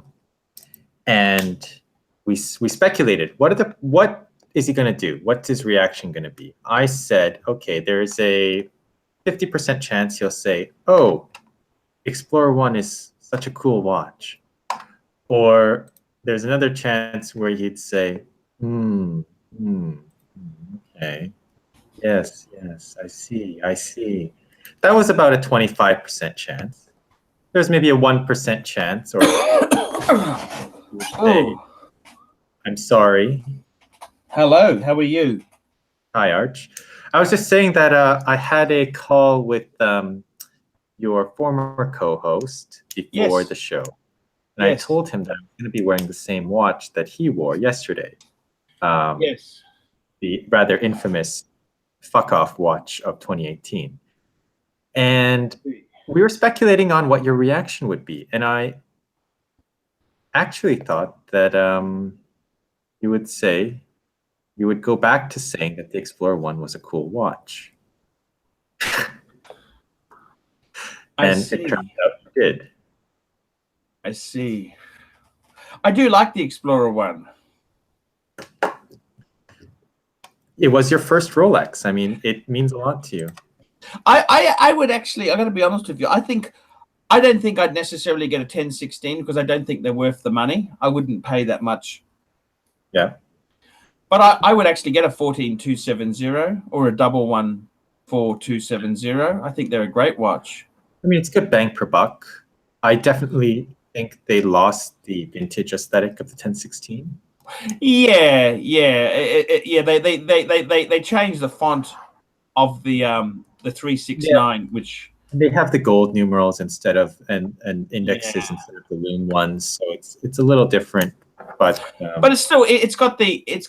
I tell you, a watch that I found had the same DNA was the no date sub 14060. Yeah, 14060. Yeah, the no date sub. Exactly. Yeah, my two liner. I missed my two liner. And by the way, guys, I don't answer no ID phone numbers. Okay, if you've got a no ID phone number, I don't answer. Okay, because they're normally people trying to sell me something, or it's the police telling me they want to see me. So, no, don't answer no ID calls. I got to tell you, Jin, we were talking about my Grail watches. I wanted to ask you, what are your Grail watches? I want to hear from you. What watches did you lust after? So my first Grail watch, I think, was a Day-Date. Any particular one? It would have been, I mean, in my time, it would have been I'm not sure if it was the 18238 or 118238. Which I must say is a much better watch. The clasp is so much better. Yeah, it was one of those. Okay. I wanted that. I think I wanted like either the champagne dial or the green dial, and the green dial is really very striking. Yes, I thought, man, if I could have one of those, that would be it. I mean, what else would I need, right? And it moved on from there. And then 5 or 6 years ago, I was, I sort of started buying vintage watches, and I started looking. I thought, man, I could get so much more bang per buck in vintage Omegas than Rolex. That's where I kind of started. And but my Grail was always just to get like a fuck off Rolex. I was like, once I get there, then I can just sell all these vintage shitters that I kind of like, but I'm not going to wear all the time, and then that'll be it. And then I bought the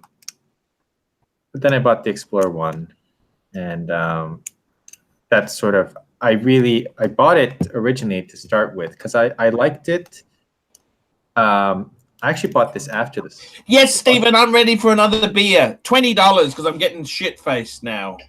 Yes, please. Sorry, you were saying there. So you love your Explorer one. What other Grails? I want to hear Grails. But Grails, after I've sort of seen Day-Dates in person. You've owned a Day-Date, haven't you? No. Oh, you never owned one? Never owned one. I still want to own one day. I think I would get either the 18038 or the 18238, either the single or the double. Go for the 238 because the 038s, they're actually getting a bit. The 038s are getting a bit old. The bracelets are often.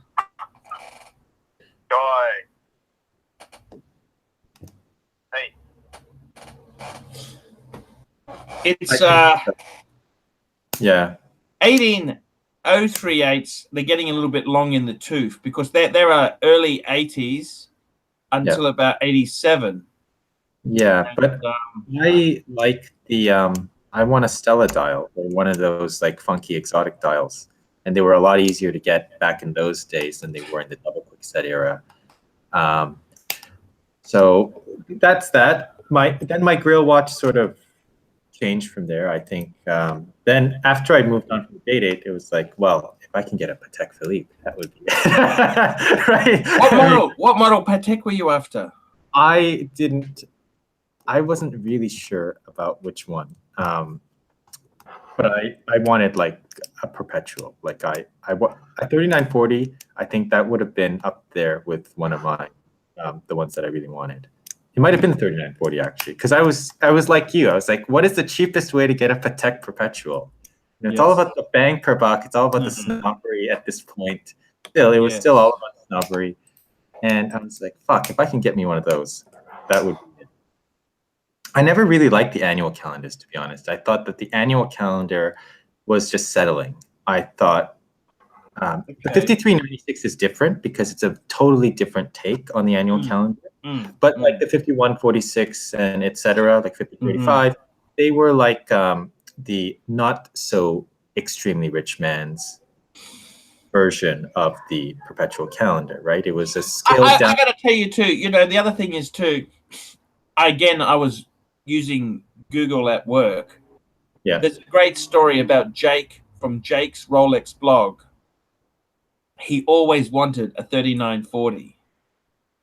And he basically, he got a 3940.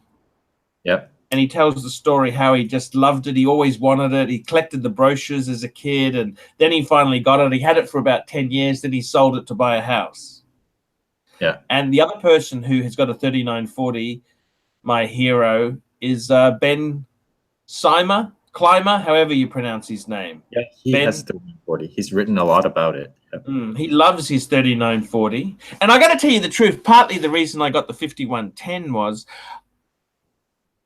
yes, it's more affordable than a 3940, but I think it's also more modern. Like, I really loved the crown guards. It's a watch of my era, okay?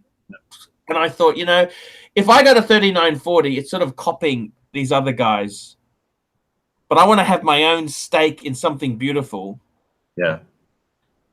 And I decided maybe a gold sub isn't really the watch to do it for me. Yeah. Hence, I sold it, and hence I thought, fuck it, get a 5110. 5110 is not a perpetual calendar. It's a world time. It's a completely different function. Why can't I start my own legacy with a world time? Does that make sense? Doesn't Patek have an advertising slogan? Isn't that their advertising slogan? Create your own legacy or some shit like that. Some cheesy shit like that. Yeah. But I got to say, you know, I kind of thought if I got a 3940, and they were actually quite reasonable about you know 10 years ago. They've gone up a lot. The funny thing is, I remember an auction in Hong Kong where a 5035 sold for more than a 3940 because of the 5035 was 37 mils. It was actually a bit bigger, and people wanted the bigger one. That's fucking crazy. I think they fucked it up. I didn't think they knew what they were doing. That happened. Sorry? I don't know how that happened. But I got to tell you, I didn't want to copy Ben Clymer or Jake from Jake's Rolex blog. I wanted to have my own legacy, and I thought, fuck it. Why don't I get a world time? I've always loved the world time. I can remember, I told you, I was swimming in that pool. So I was in this pool. I had my quartz Patek up in my room, and I had my Air King, 9-carat gold Air King, solid gold, with my rubber strap on.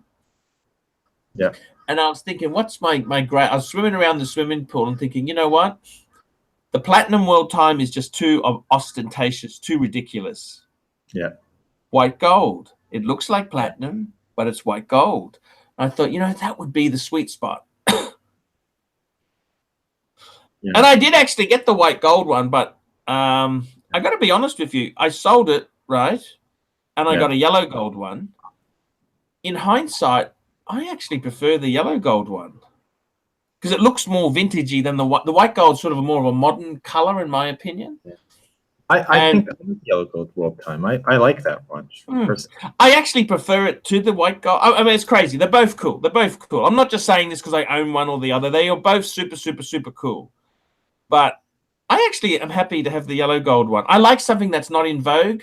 We had somebody who actually said, yellow gold out, don't buy yellow gold. And as soon as they say that, I got to buy it because whatever people don't want is what I want. Yeah. Well, you know, there was a phase where I actually went through my Grail's world. And just a very quick hello to Gentlemen's Club. Gentlemen's Club, how are you, my friend? You are a fucking cunt. And you are no longer welcome on my channel, Gentlemen's Club. So go jerk off in the corner. Sorry, we were saying there. I went through a phase where I really fell into love with rectangular watches, and I still do like rectangular watches. Like the tank, a gold tank. I've owned a few tanks. You know this, don't you? Yeah, I've owned multiple tanks. Yes, you have, and they were magnificent watches back in the day. Not anymore. You can't go and buy a fuck. This is what pissed me off. I had a quartz tank, right? Whenever you got sweaty, it used to fog up, which really fucked me off. And it had, this is a fucking expensive solid gold. It's a Louis Cartier tank, not a fucking Must or a Solo or some bullshit. Yeah. It just had a plastic insert to hold the movement in place. Yeah, it's so wrong.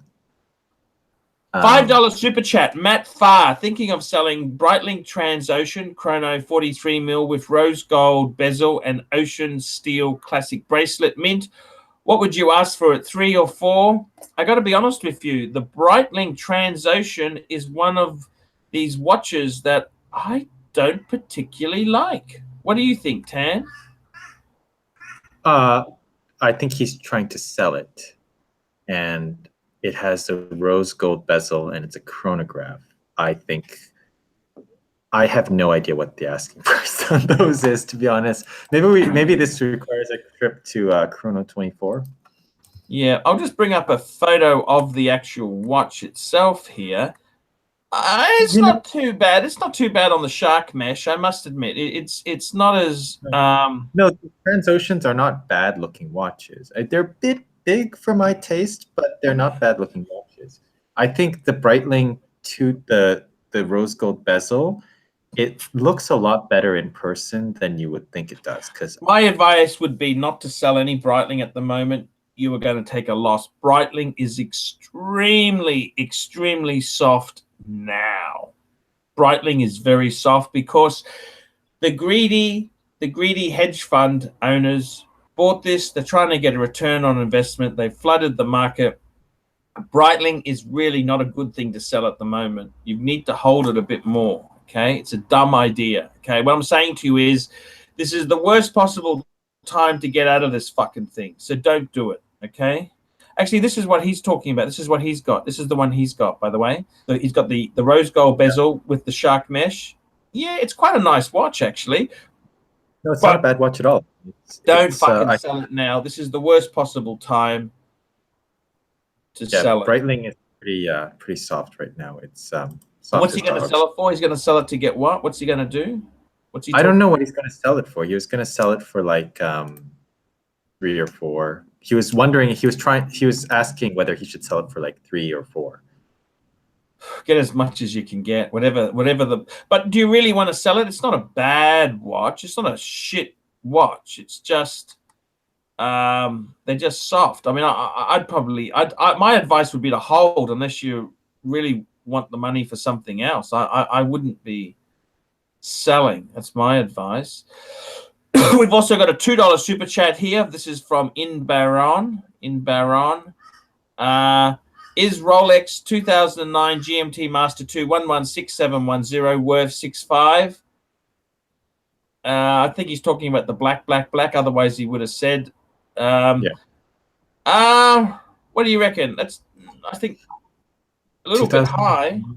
That's could be a little high for 2009. Depends on the condition and everything that goes with it. But I'd personally go for the 42 mil Explorer 2. I think that's a better watch. No, I don't think that's that price, but yeah, fair point. It's not too bad. It's not too bad. Yeah, that's okay. That's fine. I got to say this to you. You were talking about your dream watches and that there. We spoke about you wanted a complicated Patek. Then what happened? Tell me what else more. Keep going. Before that, well, yes, I went through that, and then I realized, this is kind of, my Grail actually went lower. Then when I really started to appreciate watches, then the Grail became a JLC. Yes. What JLC did you have in? I was quite shocked to learn that Tim Musso has a Platinum Tourbillon. Yeah, Platinum Tourbillon. That's pretty amazing. That's a fuck off reverso, if there ever was one. I mean, that's one of the best. That's well. Good luck to him. Good luck to him. He I think he's a single guy, isn't he? I don't think he's. I don't know much about Tim, but I don't know Yes. why he keeps putting the glasses upside down on his head. I don't get that. Do you get that? I don't know. And then he also wears the backpack. Maybe he's Yeah. catching a sexually transmitted disease, and he wants to protect himself from them. I don't know. He just seems he's got very good pronunciation. He's got very nice pronounce. He does a good job. I think he does a good job. He does a good job. He knows quite a bit, and He does. prepares for his videos, unlike many other YouTube channels. He's a bit dry, but he doesn't joke or he doesn't. No, he doesn't joke, but he's selling watches at the same time. You can't joke around these days. You say one little thing, and then every fucker is out to get you, right? Yeah, I mean, I kind of think it's a conflict. I think if you're doing this YouTube thing, it's best not to be selling shit because you get caught a shill very easily. But hey, that's just my opinion. Yeah, and he's a good guy. We all like him here. Nobody's saying anything bad about him. No. But that's an amazing watch. He's got quite a few JEWELLERY, which just goes to prove that even the experts can get the investment strategy on watches so damn wrong. Yeah, I think he bought most of them used though, because he is in the used deal. I'm sure that when some poor bastard comes in with his JLC, he'll tear them a new one and buy the watch himself. But I gotta say, what other grails did you have there yourself? Oh, $20 super chat. Have a beer, mate. You deserve it this week. I'm about to head out to Landmark for breakfast. We'll keep an eye for Nana Kim. Thank you. The Landmark breakfast. Fuck. Because it's only 8 o'clock in Thailand. 8:04. You lucky bastard. Thank you, Stephen. I've been to Bangkok a couple times. A few times. First time I went, I was really disgusted. Okay. So I go there. It's hot as fuck. Yeah. Humid. I'm walking around. It's a bit dirty. It's noisy. It's crowded. You're bringing back good memories here. Keep going. And then I see men looking like you with their let's call them young Thai girlfriends parading around. I mean, you don't see that as often as people would think, but you do see that. I mean, it's a daily sight, right? Multiple times a day, really. It's no big deal. No big deal. No, it's no big deal, but it was kind of a big deal to me. I was, it turned me off. I thought this is I don't want to be in this kind of place. And then I left. And I thought, I'm never going to go back to that place. It was just one time that I did my few days in Bangkok, and that was it. And then after that, I found myself kind of missing like the noise and the energy and just the feeling of the place. I even missed, sort of the oppressive heat. And I see. And then I would sort of, when I lived in Asia, I would go back and just for like a weekend or something. I think in short doses, it's good. If you're there for too long, I think I would like die. Yes. I think short doses, and then once I start to get sick of it, I'm out of there. If you're on the flight and you're telling the flight attendants or whatever, like I had this experience once where I think I don't remember what airline I was flying, but I was flying into I think it was from Hong Kong, and the flight attendant asked me, "Oh, so what are you doing? What are you going to Bangkok for? Is it for business?" And I said, "No, I'm just going there for the weekend. I just go there and hang out sometimes." And I think she interpreted that in like the wrong way, and that I was going there to partake in some men's entertainment. Yes. That was the primary purpose of my visit. And then she got really offended and she left. But I mean, it sounds bad, I guess, when you say it like that, but it's really one of those places where she was trying to chat you up, you fool. You should have said, have you got anything you could suggest? Are you free to show me around? She's trying to chat you up and you turned it. Maybe, but she's not even from Bangkok, so how would she?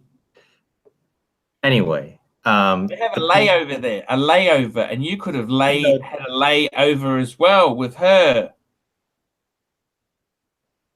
She was not exactly. I didn't really have much interest there. Let's say that. But it is one of those places where you have to go in short doses. Otherwise, for me, it's just too much heat, too much noise, too many smells, seeing too many weird people. I got to tell you, one of the things at Bangkok that really pissed me off now is that, see, Bangkok used to be an international hub for trading. Okay. Yeah. Now the government has clamped down on, if you're bringing things in, you don't declare it, you could get them seized. Yes. So people used to turn up with a suitcase full of watches to trade and sell and swap. That's this false idea of free trade, but apparently that only applies to the big end of town. It doesn't apply to small business. So if you don't declare these things you're bringing in, you could get them confiscated. It just fucked the whole dynamics. Bangkok used to be a trade center. Now they don't have. Bangkok is not cheap for luxury goods. Bangkok is very expensive.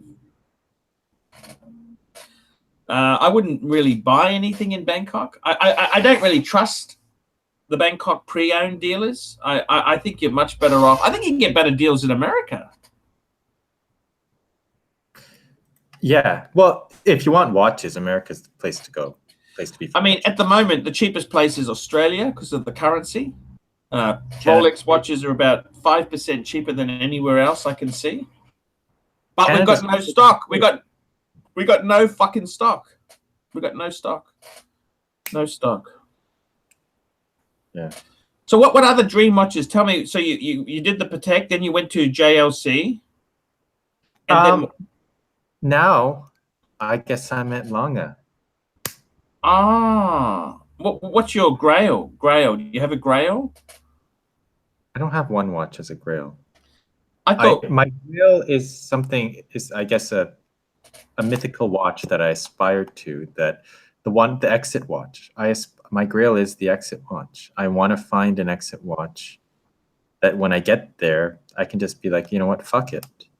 I don't care about anything. Just let me ask you this. You were born in Canada, is that correct? No. Okay. But you came there as a young kid? Basically, yeah. It's because you've got your Canadian outlook. What I wanted to ask you was, did you get information from your family growing up? Are they huge watch collectors? See, my dad, he doesn't collect nothing. Yeah. What about your family? Did your family influence you into collecting, or? No, none of them. I mean, they wore like Seiko shitters. Yeah, my dad had a Seiko 5. Yeah. My dad had a gold-plated quartz Seiko or something along those lines. I used to think Seiko when I was a kid was a good brand. So did I. I used to think, wow, he's got a Seiko. Look at that. He's got a Seiko. My parents were not really big watch collectors. No. I understand. So is there have you got brothers and sisters, Jin? Sure. Yes, I do. Are they watch collectors? Are they into watches, or is it just you? No, it's just me. I guess I'm the only one who's that's a good thing. I'm the only one with this problem because I think it really becomes an illness more than anything, right? Whatever makes you happy. I don't see it as a bad thing. I don't really see it as a bad thing. I think they're pretty cool. You're right. Yeah. There's nothing wrong with it. And actually, I did speak about this with Clive on his channel once, and I said, you know what, watch collecting, it sounds stupid, it sounds superficial, but if it's something that you enjoy, ultimately, you know, why else?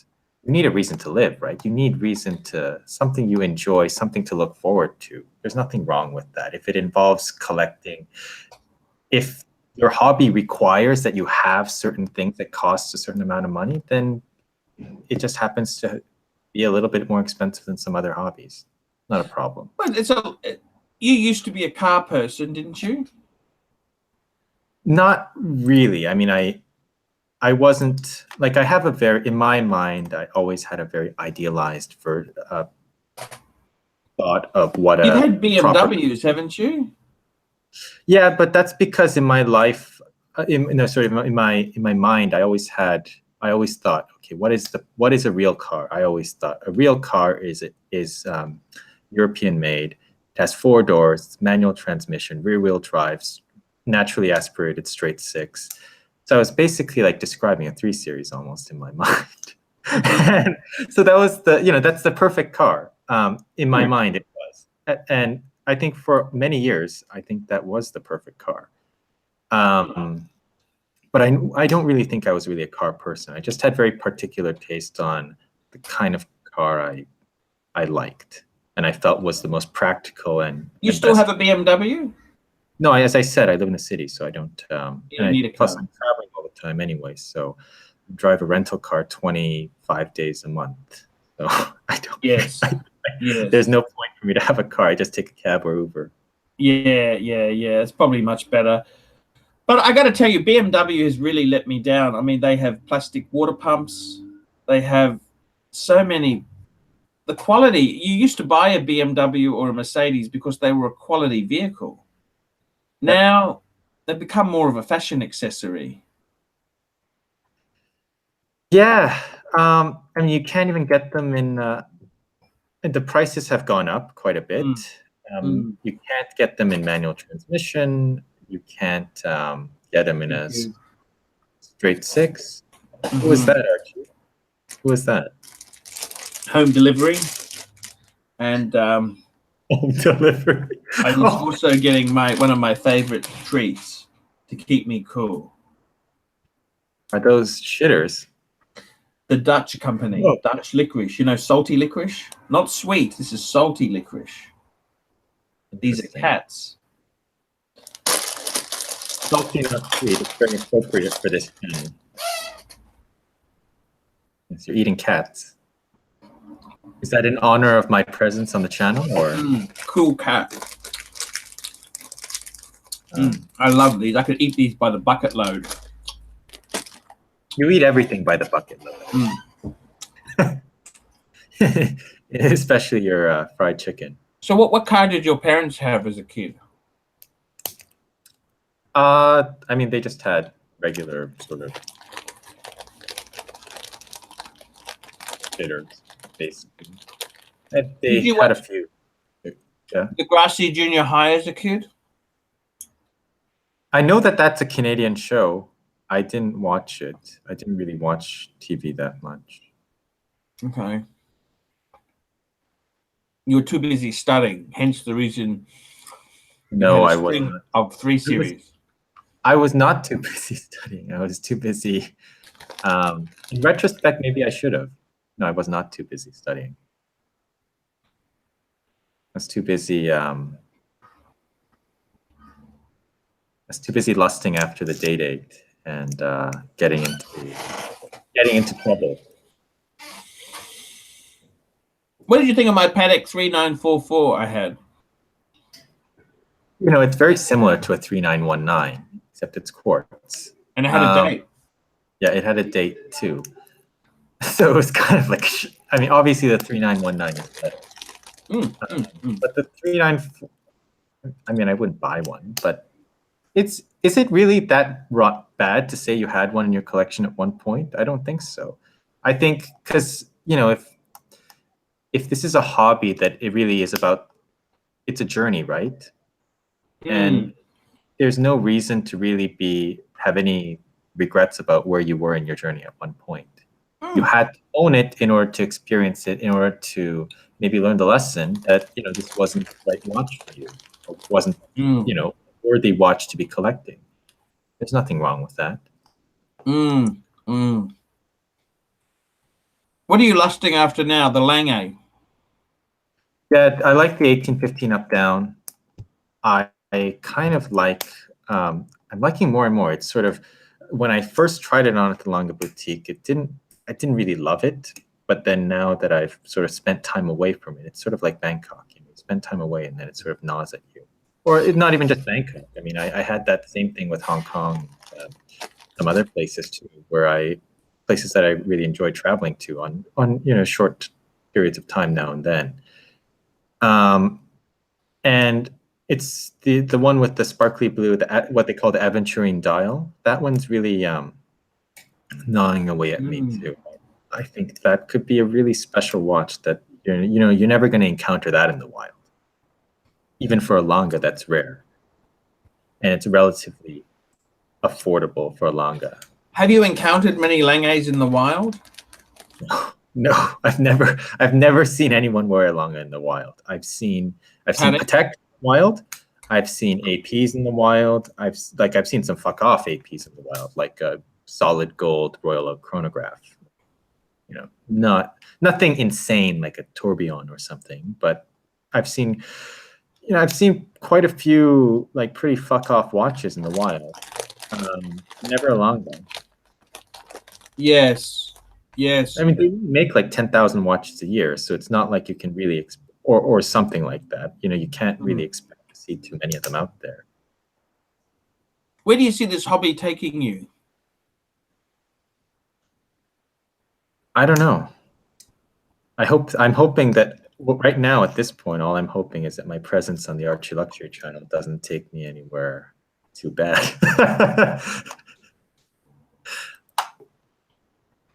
I don't want to end up like certainly not like you, and certainly not like the rancher either. So certainly send him my regards if you do talk to him. I do talk to him daily. I think that he understands that the situation. I think we just needed a bit of a break. I think so. I think it's fine. I think it went on for too long. It was happening too often. It just happens. It just happens when you're together for just too long. You just needed some time. You just need some time away, and then you'll come back. I think he's also a bit abrasive. Like talking to you, I don't have any problems. My problems are all gone. Well, we'll see. We'll see. Maybe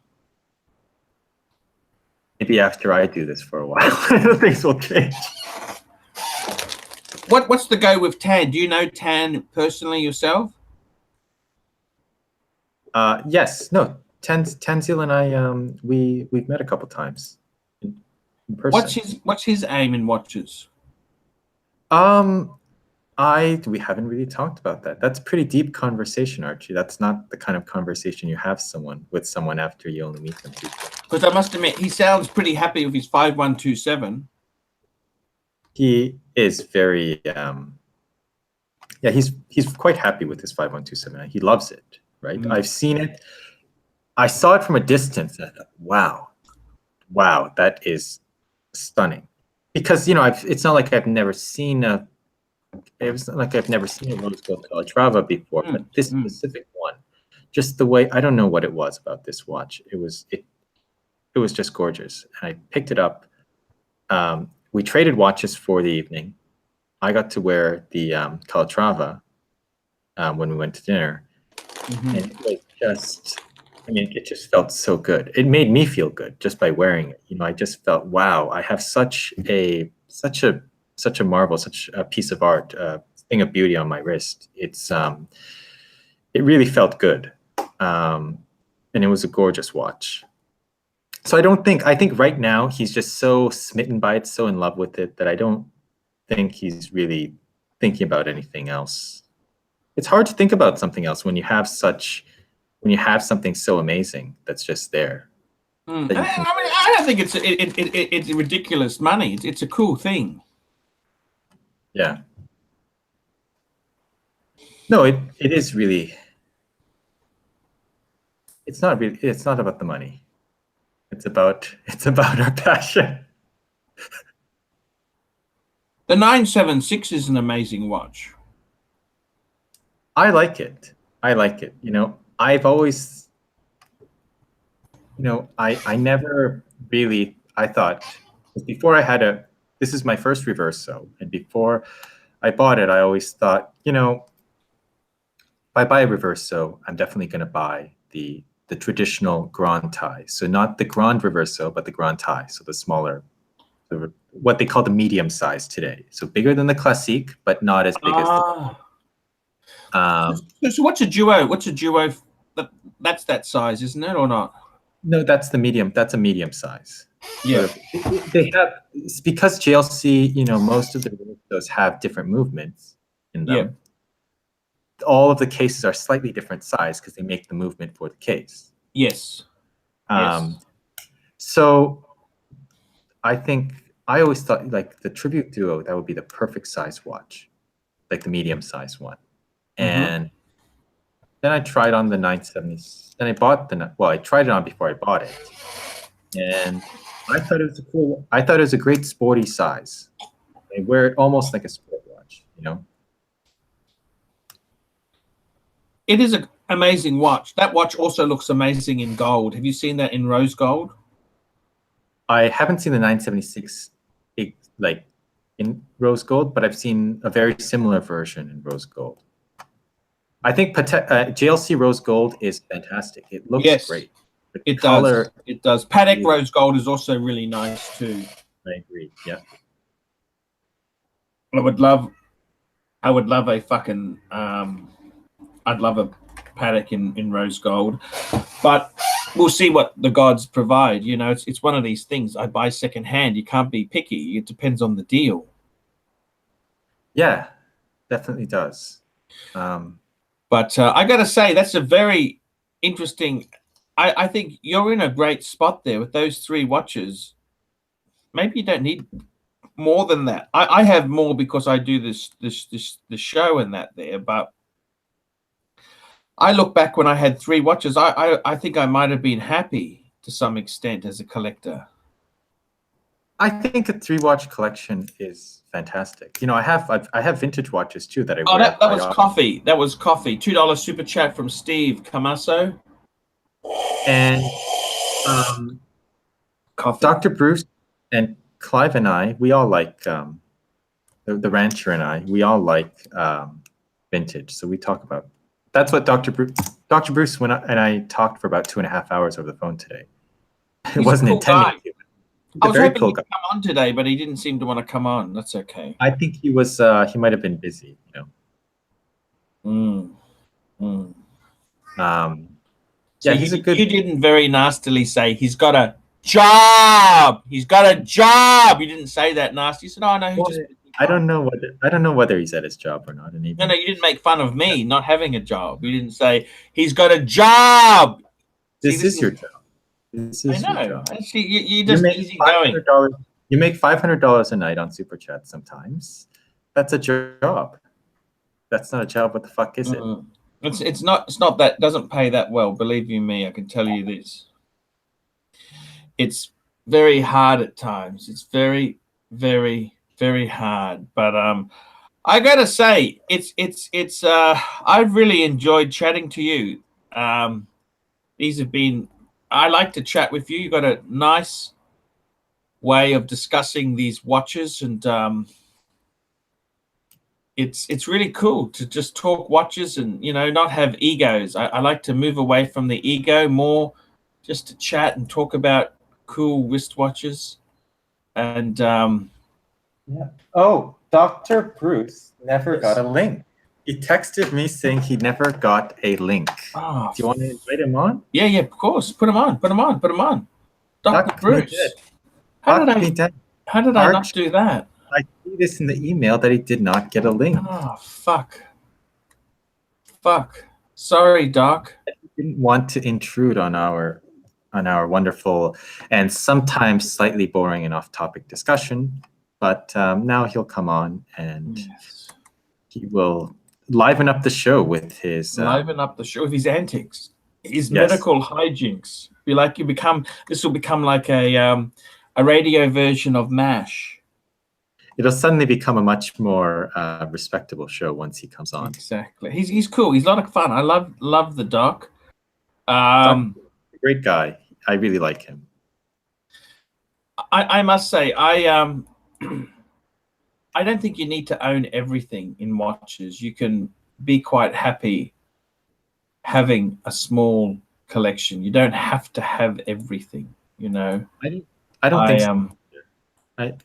Why do you need everything? Exactly. It's like Jim Bush, beer on me, Arch. Thank you, Jim. Thank you, Jim. Oh.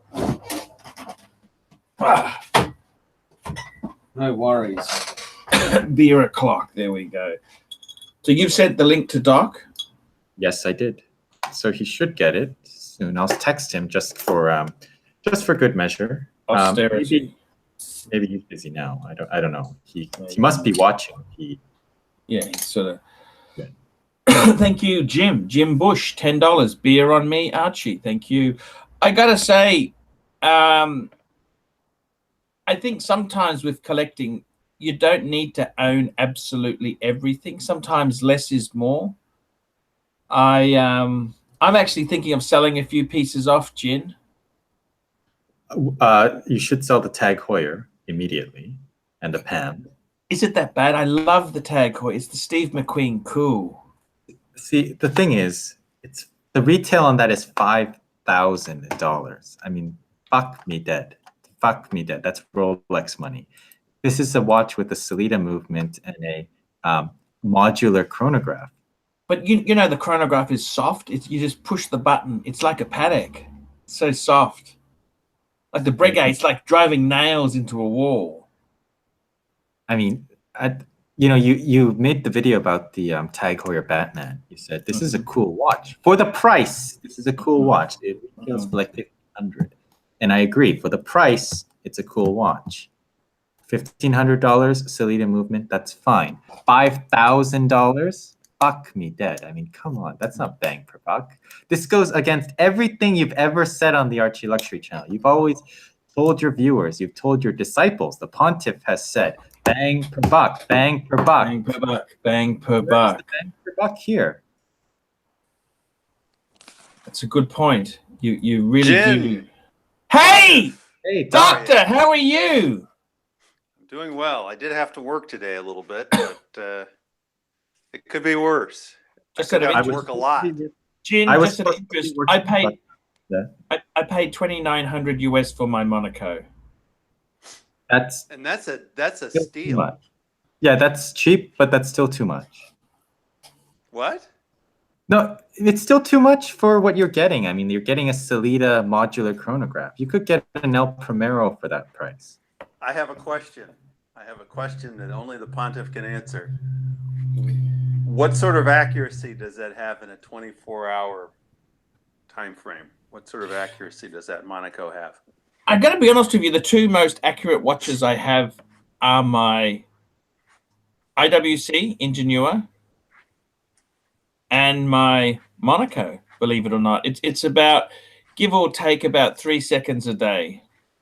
Why do you think I asked the question? Mm. Because I already knew it probably pretty good. I mean, it's so unfair, isn't it? I can't even measure the accuracy on my Patek because it doesn't have a second hand. My Scheitling is like a couple of seconds a day. And the other watch I have that's that good is my 1675. Is that good? The Daytona is actually very good too. It's like 2 or 3 seconds, and it's really old. $10 super chat from Neo. I'm back, Archie. What did you think of the leather Everest strap on the Explorer? I love Everest straps. But leather? I didn't know they made leather straps. I thought they only made rubbers. Yeah, I didn't know they made leather either. It's got me thinking, what does that Send me the pic, like? Neo. Send it to me again because I'll display it. You know what it's probably hypocrisy, but I saw this and I thought, wow, if I get an Explorer 1, I'm going to do that. I saw an Explorer 1 on a Jubilee. I think I know who did that too. And 39 mil Explorer 1 and a Jubilee. I think it looks cheesy, Doc. Of course, people hate that. Yeah. I know what you're saying. But first of all, I like the Jubilee bracelet in terms of wearing it. I love It's the most comfortable bracelet you'll ever get. Exactly. In fact, my 1675 on the Jubilee, it's like I'm wearing nothing. I actually woken up. I woke up once looking for my watch, and it was on my wrist. Honestly, I kind of like the Oyster bracelets more than the Jubilees for comfort.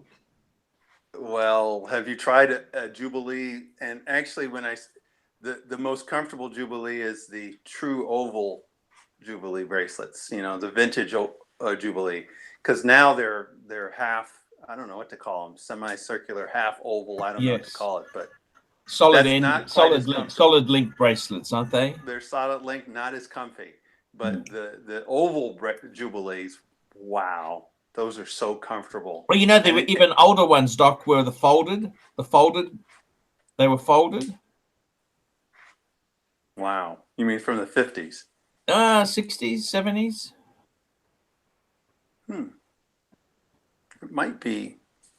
I mean, Doc, I wanted to throw this to you, Doc. I want to throw you a bone. We were talking about our Grail watches. What is your Grail watches? Because you're slightly older than me, even though you're probably more healthier than me. So in real years, I'm older than you. But anyhow, congratulations on eating the salad. And yes, I'm a fucker for making you do it. No worries. I quite enjoyed it. Actually, it was quite tasty. I actually enjoyed it. I wanted to ask you, what were your Grail watches? No, I actually liked it. What are your Grail watches, Doc, in life? What do you remember really lusting after? Well, this is going to sound kind of crazy, because Grail watch is something I realistically probably will never wear.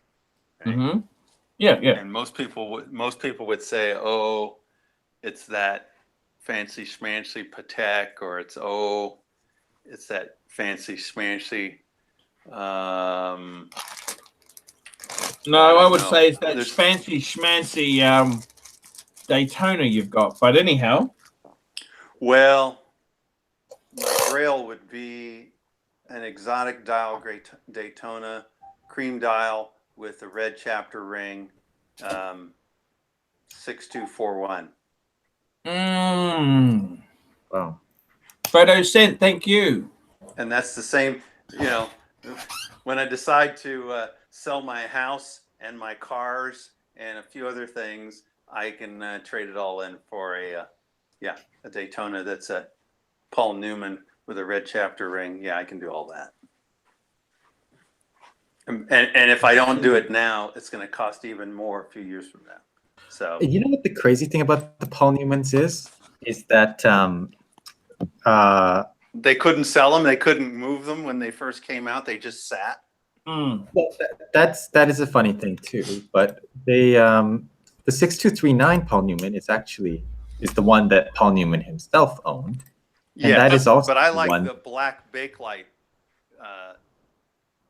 Everyone I like does. the bakelite Beazle. Yes. But those ones are actually the ones that fetch the lowest auction values, because the ones that get the highest values are the ones like the black bezel 6263s, the last gen Paul Newmans, the Oyster Paul Newmans. Yeah.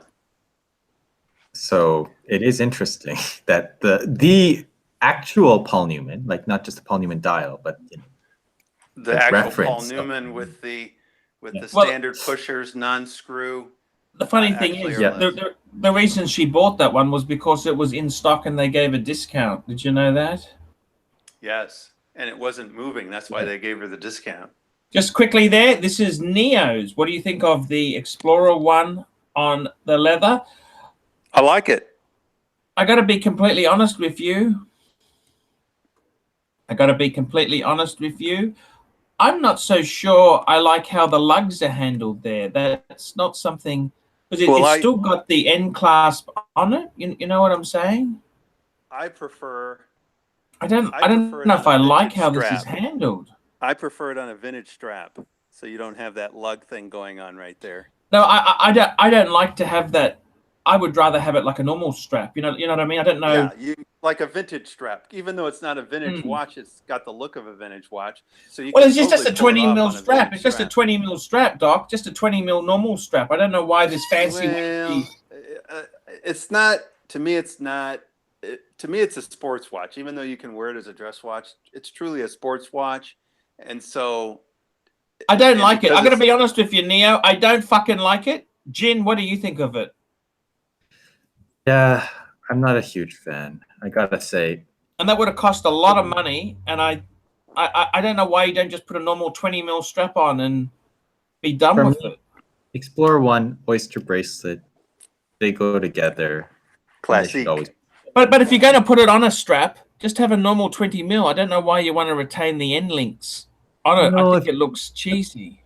If you want to put something on a strap, get like a get a pre-ceramic sub. You can play around with the straps on those. It looks good on almost anything. I mean, you can do that. I've never seen an Explorer One on NATO. Oh, I've done that. I've done that before. Is it a nice look? The best thing about a NATO is putting it on originally and then taking the fucker off. It's like owning an Italian car. The biggest joy is when you buy it and then when you sell it. I've got another picture, boys. I'm going to show you this other picture. This is another shot from Neo. And I got to... I'm not trying to be... It's not... Look, what do you reckon? I don't like how it's done. I don't like that view, though. I see, like, okay, that's almost a vintage strap. It's going for that effect with the huge stitching on the upper edge there. I think it would look nicer just an actual vintage strap without. Yeah, and it would be a lot cheaper than this sort of strap. This would be a very expensive strap. I think it's what you like. It's probably not that big a deal, but I like the look of the. I guess I like the look of a 1016 on a vintage strap, right? And so this is in that tradition. Why not put it on a vintage strap, even though it's 39? Doesn't matter. Who cares? It's all about the look. Put it on a vintage strap and it looks nice. I've seen it on that.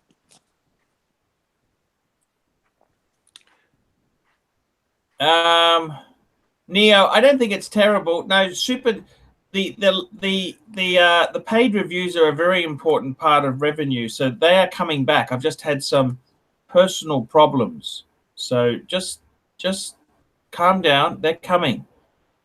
Now, the nice thing here is that this, I mean, obviously the most expensive part of owning a Rolex is owning the head of the Rolex. You can relatively easily change the straps out. But you know what, Doc? Can I tell you? Just stop. Back the truck up, Doc. No, you are wrong. Doc, can I say this to you? Okay. What Rolex has done now, because they're just a bunch of shits, they've actually, from when Rolexes were tool watches, so we're talking any of the pre-ceramics. Yes, sir. They've actually moved the holes on the casing. Oh, yeah, you can't interchange them, the bracelets. Exactly. So I had Scotty wanted to put his Explorer One bracelet onto his Batman, and it wouldn't actually fit. And the other thing is that I tried to put a leather NATO onto his 39mm Explorer One, right? Yes. They've positioned the holes so that it just didn't work well. There's no space to squeeze it in there? Not enough space. I could do it, but it marked the strap, so it destroyed the leather strap. And I got to be honest with you, instead of it being the whole thing I loved about Rolex, they were tool watches. You could take the bracelet off with a paper clip, and you could put a NATO or a thing on. Yep, and you can interchange the bracelets. Exactly. Not now. With the ceramic, it's all with the new versions. They are being absolute shits. Wow. And I would dare say that, you know, with the new Pepsi that's come out. And that's a completely redesigned Jubilee bracelet. I bet you may not be able to put an oyster onto it, a normal oyster. Like if you had an Explorer 1 oyster, you probably wouldn't fit onto it. No, you probably have to have. You'd have to bastardize it. You'd have to bastardize the pins to do it, but no, that's going to destroy your watch. Well, you got to be careful, don't you? Potentially, yeah. Why would Rolex do that? They're just fucking shits like that. I mean, I love a tool watch. Oh, come on, you know the answer. Has to do with green. Yeah, but hey, $9.99 from Neo. Hey guys, it looks okay. To be honest, I didn't take it personally. I will be buying more straps, including rubber ones. I think that strap is a nice summer strap. Neo, I didn't hate it, but I just wouldn't, for the amount of money that Everest straps are, I just don't think it's value. That's my own opinion. But hey, it's nothing wrong with it. I'm just trying to be honest because you're paying for our honest opinion. I don't hate it. It's unusual. It's different. I don't know if I do it myself, but hey, it's each to his own. Yes, and that's what a review is. A review is we give our thoughts. It should be an honest opinion.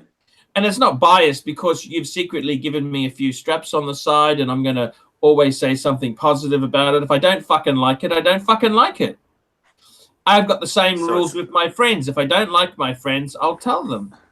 So it's not an STD review. No, that's exactly it. It's honest. I just tell you, I wouldn't do it. I wouldn't go down there, okay? But I still think it might look nice on a vintage leather strap without the... I don't know whether the vintage strap would fucking fit because they've relocated the holes now, so it may not fucking fit well. I think you could make it fit. That's the beauty of those. But I got to tell you honestly, the 36 mil that JIN has got, you could probably fit that beautifully, no problems. Absolutely. Yeah, you could. But I have the solid end, so I don't really. And I like it on a bracelet. I have so many vintage watches on leather straps. So why would I be putting this on a leather strap? I have it because I like. How come you don't like? Why is it you don't like beads of rice in terms of bracelets? Oh, I don't mind beads of rice bracelets. I just, I mean, you don't own any. I don't own any. I mean, I've owned an Omega with beads of rice bracelet. That was okay. I mean. Okay. I find that to be very comfortable as well, and I don't know. I like metal over leather. Yeah, I like bracelets too. I mean, just for the. You know the best thing about a leather strap, Doc and Tan is JIN. It's taking the fucking thing off and putting the bracelet back on. You really get a huge appreciation for the bracelet. Yes, sir. Yeah. Like I had my Breitling on it was actually a canvas strap. And nothing felt better. Yeah. I was going to say I never quite understood that. And I got to tell you, it felt amazing to put the shark mesh back on. You can't tell me though that you don't go wearing that watch and have people complimenting you on the bracelet. I've had that happen at least once or twice. Yeah. The unfortunate thing is the clasp is a bit of a bitch to open. I have to use like a penny or actually a dime. You don't have fingernails? Something called fingernails? I don't like risking my hands. Oh, I see. So I just use a dime. You know, there's dimes around. I just pop it with a dime. And yes. That's it. Because you've nickeled and dimed so many people there. It's of course low Low blow, low blow. Low blow, low blow. I thought you'd like that. Not as bad as a who blow, but oh my goodness. Archie, I mean, I don't think you're really one to talk there. No. I'm just having a joke with the Doc. We're nothing nasty here, Doc. We're friends. Yes, Doc, we're all. I got to tell you, what about your Daytona? Wouldn't you wear that on a fucking vintage leather strap? That would look fucking amazing. You know it would. And actually, that's part of the reason why I was saying that about the Explorer, because the Daytona case comes close to the Explorer case. I'm pretty sure it would fit. I have a leather. Now, hang on a minute. Those vintage Daytonas, let's just back the truck up. Yes, They sir. actually use a 19 mils bracelet, Yes, they do. whereas the Explorer 1 uses a 20 mil. Okay, Yeah. so but when I bought the 19-inch leather strap, 19 mil leather strap. the 19 mil, sorry.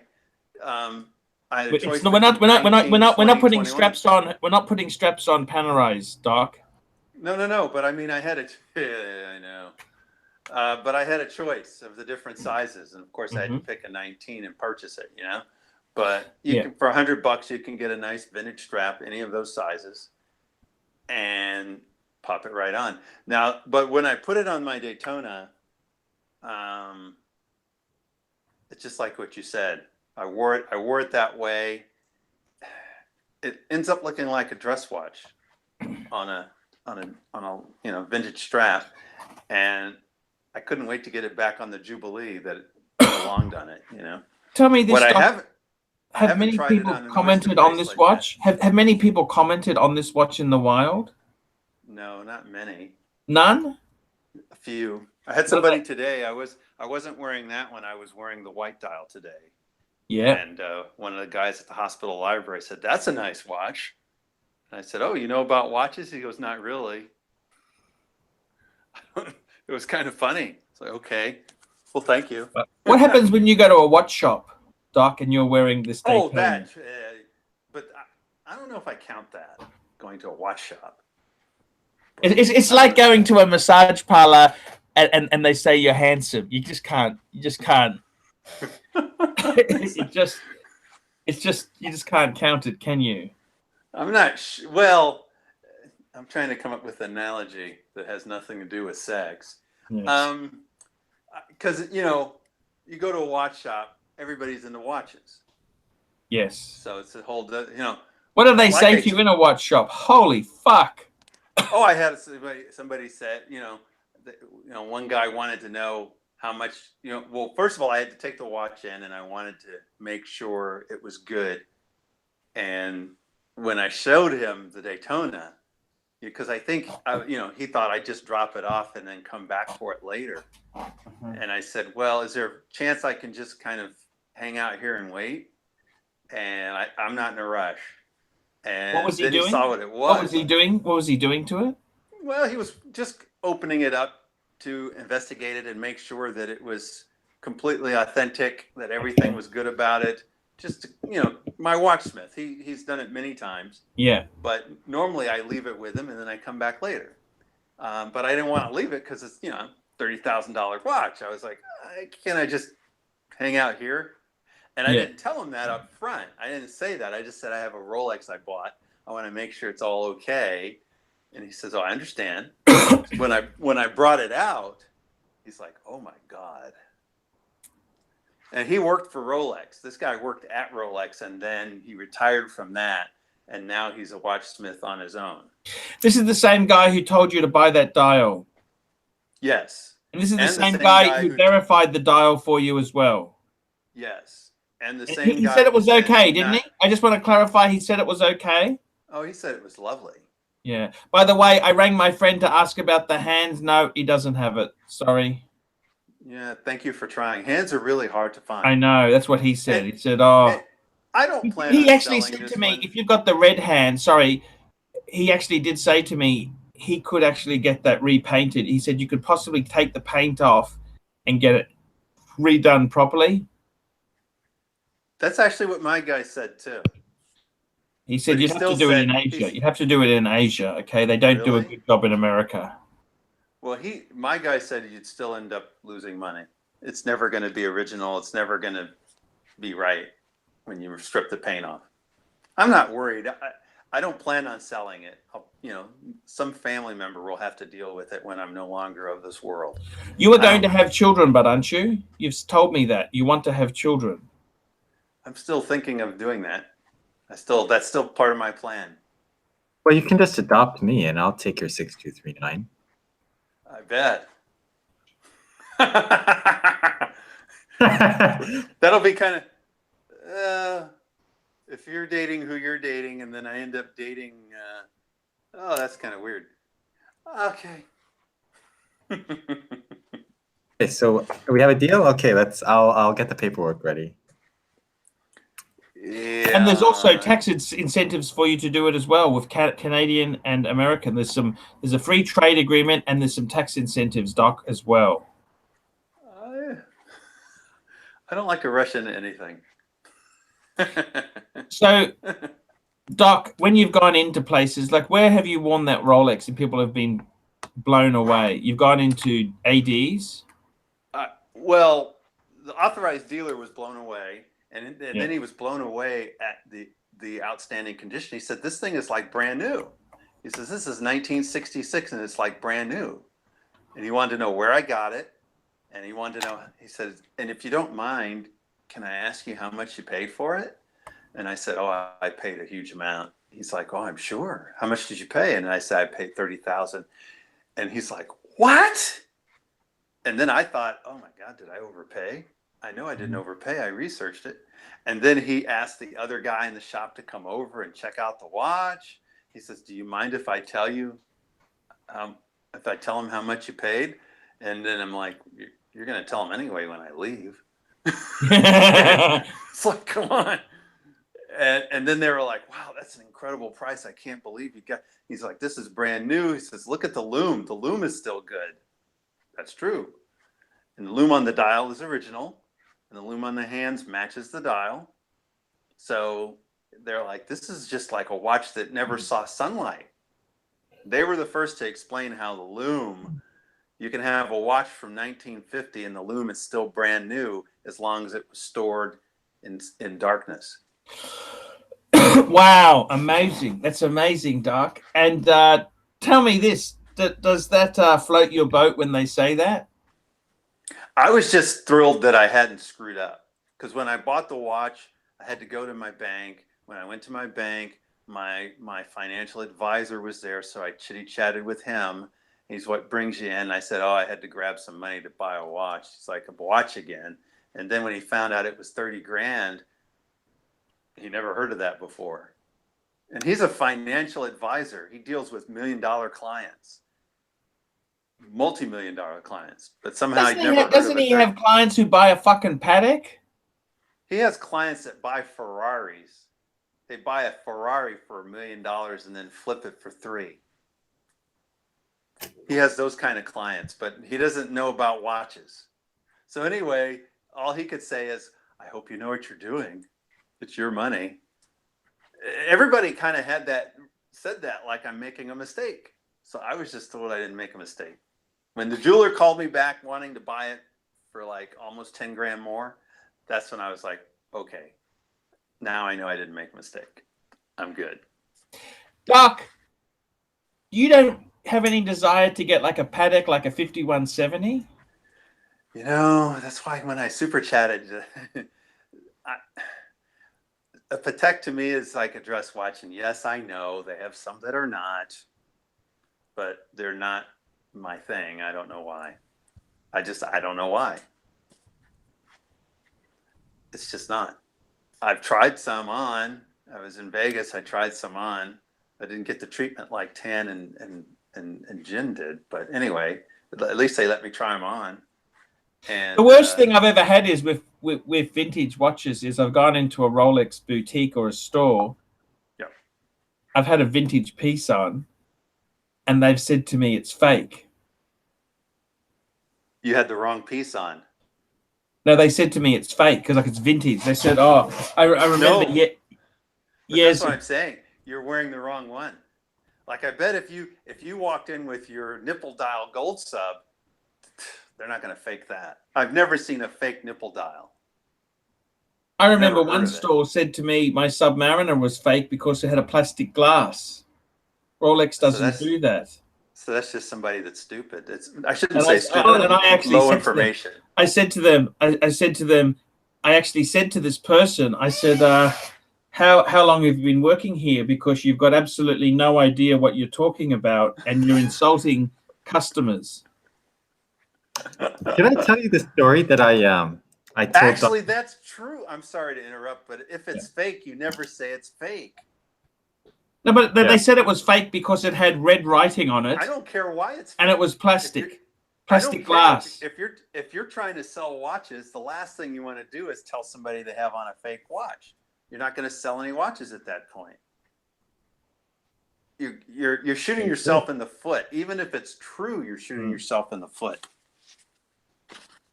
If it's true, you just bite your tongue.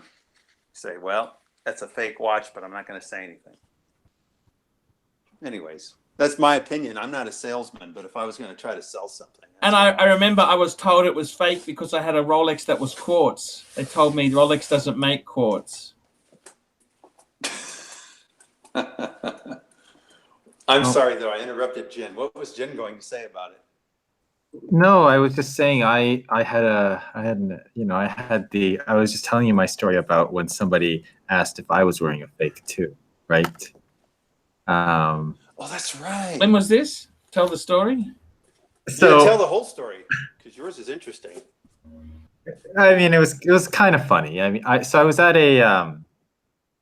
I went to a dentist. It was a new dentist. So I'd never been to the office before. I'd never seen the inside. I didn't really know like what the office dynamics were like or how careful the staff were. So I wore a shitter. I wore a Tissot to the my dental appointment. So I'm sitting in the dental chair. And tell them why you wore a Tissot though. Yeah, because I didn't want like some idiot hygienist or the dentist. Like I didn't know whether the people there were going to be careful around me or if they were going to if they're going to bang into my watch and damage it. So I just wore a shitter that I wouldn't mind, that I still be able to tell the time, but I wouldn't have to. I wouldn't worry if somebody hit it. And so I'm sitting there in the dental chair, and the doctor comes up and he said, "Oh, nice watch. It's a nice Tissot." I was like, "Oh, sure, thanks." I was like, "Okay, whatever." And then he said, "Is it real?" Is it real? He asked if it was real, and I was like, "What the fuck?" It's one of those. Did he have so many levels? Did he have a drill in his hand when he said it? It would be funny if he said that while the drill was actually working in your mouth, and he's like, "Oh, that's a lovely Tissot, by the way. Is it real?" I would have some permanent damage right now if he did that. So what did you say to him? Did you just say it's a Tissot? They're not that expensive. Well, actually, I'll get to what I told him later. But then, because first of all, it's like, why would you ask someone if it's a fake Tissot? I mean, these are like $500 watches. I know, exactly. And it's like asking if you have a fake. Is that a real or a fake? What's that bagel sport? Is it a real or fake bagel sport? Yeah. And then or a fake Steinhardt, isn't it? Yeah, is it real or fake line sharp there? Yeah. And then somebody, and then even if even if it was fake, or regardless, like no matter what they were wearing, why the fuck would you ask your customer whether they were wearing a fake watch or not? Your customer, for fuck's sake. Yeah. Are they going to come back to consult them like this? So you can have more. So you can have more cavities filled. So, yes. So what I told him was, so is that a fake dentistry diploma on your wall? And he's like, he didn't get it at first, and he's like, oh, okay, I'm sorry. I'm like, why did you fucking? I mean, These and then Tantil and no, sorry, Dr. Bruce and I, we had our fun talking about the about our experiences with dentists. No offense to any dentists out there. If you're out there, we love you. We encourage you to. We thank It's not you for all the watching. dentists. It's not all the Yes. dentists. It's some of the There are many dentists. wonderful dentists out there. But some of them are trying to make money. Just like there's wonderful doctors out there, but some of them are trying to make money. Doing things that they ought not do. So if you're looking for a customer, if you're a dentist and you're looking for a patient, we hear in Australia there is a certain Asian YouTuber, a young lady who needs some work on her teeth, and I've got to research that to figure out what you're talking about. It doesn't sound good. Now that boat is well and truly sailed. There is no, there's no going there. It's a no show. I got to say this to you. Have you ever had other times where people have commented on your watch anywhere, like on a train or on a bus or something like that, on the plane? I was on a plane and I had a husband and wife, very nice couple. They gave me, because I'm 6'4", they gave me a seat that had more room to allow my legs more room. Wow. Very nice couple. Very nice couple. And we were talking. As a result, I gave them a couple of my cards for drinks because I don't drink anyway, but it turned out they didn't drink either. So, but we're chatting. And the wife eventually says, "Oh, that watch there, is that like your father's watch?" And I said, "No." He says, "Oh, but it looks older." He said, "Oh, it is older, but I got it a while ago, but it's yeah." What watch was this? Older watches. This was the Daytona. I'd worn the Daytona on a business trip. I had to do an arbitration where I was the expert on one of the sides for the arbitration. The judge was staring at it, so I think the judge knew what was up. It was kind of interesting because everybody else, other than the client herself, everyone else was older than me.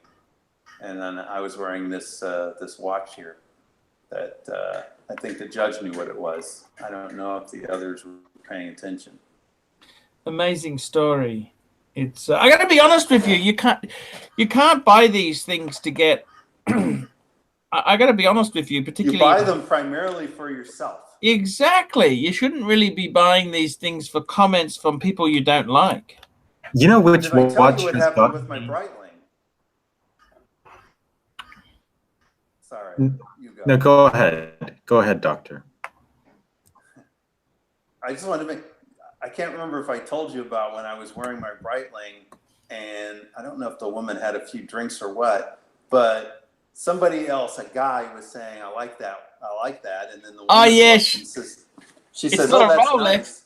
It's not a Rolex, so you're not an asshole."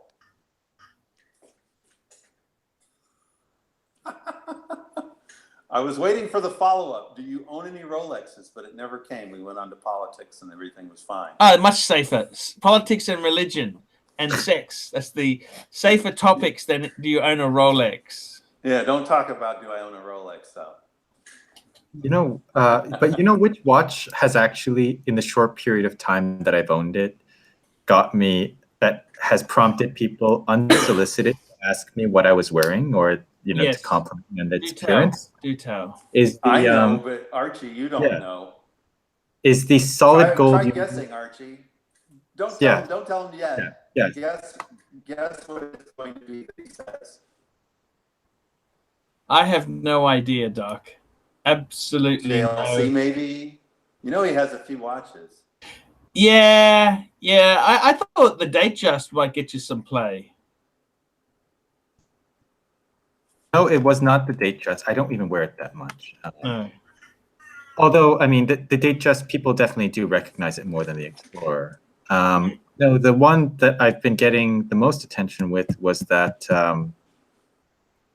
is the Universal Genève pull router, the solid rose gold one that I have on the Hodinkee strap. that burgundy. You Hodinkee actually bought the Hodinkee strap, or someone Yes. sent it? No, I bought it, and people love it. I mean, people love the strap, and they love the watch. I mean, Wow. I didn't actually expect to like the color of the gold as much as I do, but I just love it, and it's got the gold dial. It's perfect. I love it. I think it's the fact that you have a kinky strap on it. I think that's what really makes it the kinky. I think strap. it's on a really fun strap. It's a burgundy suede strap. I mean, it's bright. It's burgundy. It's kinky. That's why it is. It's a good, yeah. I will bring it out on the channel. Not now. I don't have it with me. Not that we're trying to push the so kinky strap. We're not. But No. But since you have one. Yeah, no. Hey, have a look, because they're quite expensive. Which, the straps or the yes, the straps. I mean, they're not like it's New York prices. Can we say that? New York prices. I think that can have some unintended connotations, so I'm just going to say that it's premium prices. Is it worth it? Is it quality? They're okay. I mean, it's suede. It's suede. It's, suede is not going to last forever. But it's so kinky. Yeah, but it looks good. That's all I really care about. Actually, I thought you were going to mention the Medico. Oh no, that's a story that we'll keep offline. That's just between you and me, Doc. Doc, I can't be giving away all of our secrets, I just thought you were going to mention that as a watch that gets talked about. That's all. No, I mean, honestly, I don't think people really notice that watch. It's Oh. At least nobody's told me. Maybe that should change. Maybe that should change. Maybe you need it on a so kinky strap. Maybe I should put that on the suede strap. I should just I should put all my watches on the suede strap. All your watches need to be on a so kinky strap. That's actually not a terrible idea. And the ladies will be saying, "Ooh, I like that watch." Well, I didn't necessarily imply that it was just a lady. Actually, I was sitting down with You did not. That's true. I was sitting down with the client and for dinner, and he actually said, "Wow, what are you wearing?" And then I showed him, and we talked about it. And I said, in 1951, Scandinavian Airlines wanted to created the world's first polar flight from Copenhagen to Los Angeles, and they created an anti-magnetic watch to celebrate the achievement that they gave to all their pilots. And when you talk about stuff like that, and then he's like, "Wow, how do you know all of this stuff?" And then I read. Yeah. That can be insulting, actually. So you shouldn't say that. I like to read. Don't insult people. Yeah. Yeah. Oh, but I was at the of all places, I was at the library, and I ran into this book called A Man and His Watch. Yes, I've actually just bought that on Amazon.com. You did? You haven't gotten it yet, though. You're waiting. No. It's who had that book? One of the previous hosts had that book. Oh, really? But we don't talk about that. The previous it wasn't host. STD. You're not talking about STD. No, a little bit newer. Okay. Well, I was mesmerized by the cover. It's the black cover, isn't it? It's a black cover with Paul Newman's 626. 6263 on it. This vintage Daytona, this 4-digit Daytona is on the cover. And I won't give it away beyond that. Yeah, you're right. Till you get the book. It's a great. Yeah, and the cover really just boom. It's like you realize that's a something watch because it's all that you see on the cover. It's a black book, like you said, black cover with that watch. That's all you see. Mostly just the head. And on the back side of the book, you see the back side of the watch. Yeah. So it tells you that it's a special watch, you know, when everybody, that watch can come. Yeah. That's that's Paul Newman's other Daytona, right? The 6263 Big Red. Correct. It's his non-exotic, his standard dial Daytona, his Oyster. Yep. Yeah. And people love those because they. When I see that, I can't help but think that maybe my white dial should be black dial. I mean, I have the black dial with the steel bezel, but this is the one with the bakelite. It really pops, as somebody says it pops. The bakelite bezel black with the black dial, even though it's 37 mil watch, it's the bezel is blending in with the dial to give you the effect of that, all that surface area being dial.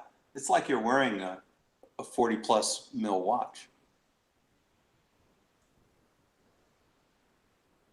Amazing stuff. It's a lovely watch. So you'll love the book in that regard. I won't give away the rest, but the cover is fabulous. Yeah, I love to buy books because I think books just are something you might have to sell watches in your life, but books are just. You can always keep the book. Yeah, you can always keep the book. Someone famous said books are for reading. I can't remember who that was. It might have been that guy with that other channel that you're talking about. But we won't talk about that. Yes, exactly. So, have you considered old time and moving on to Sorry, something? Say this again, Doc. What did you just say? Sorry. Oh my God. What the fuck? I said, have you considered selling your world time and getting something more like, you know, what Tan has done with his Patek collection? I got to be completely honest with you. Yes. Talking to Tan yesterday and talking to you, Doc. Yes. Look, I was having a talk to JIN today, had a good talk to him, and I said, you know, the reason I got the world time was it was a Grail 15 years ago for me. I always wanted one. Right. And I saw Hodinkee, Ben Seimer from Hodinkee, and he's got the 3940, and I wanted a landmark watch. I didn't want to just copy him and get a 3940. I wanted something individual that I really loved, and it's the 5110.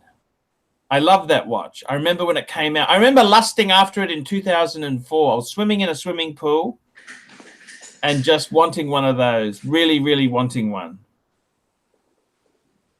And I think for me, my 5110 is the one that's like you selling one of your Daytonas. I love that watch. So you couldn't see yourself ever selling it? No, because also it makes up for all the mistakes I've made in life. So you're saying it's your final piece? No, I'm saying it's one of the final pieces because I went through the journey. I sold off vintage Rolex, which is so stupid. But the fact that I've got the world time, it says, well, this is a really high-end, amazing piece. Just keep it. So what I've decided, I was actually lusting after a Lange. But I got to be honest with you, I'd love to have, this is my dream team, okay? I want to get a 5196.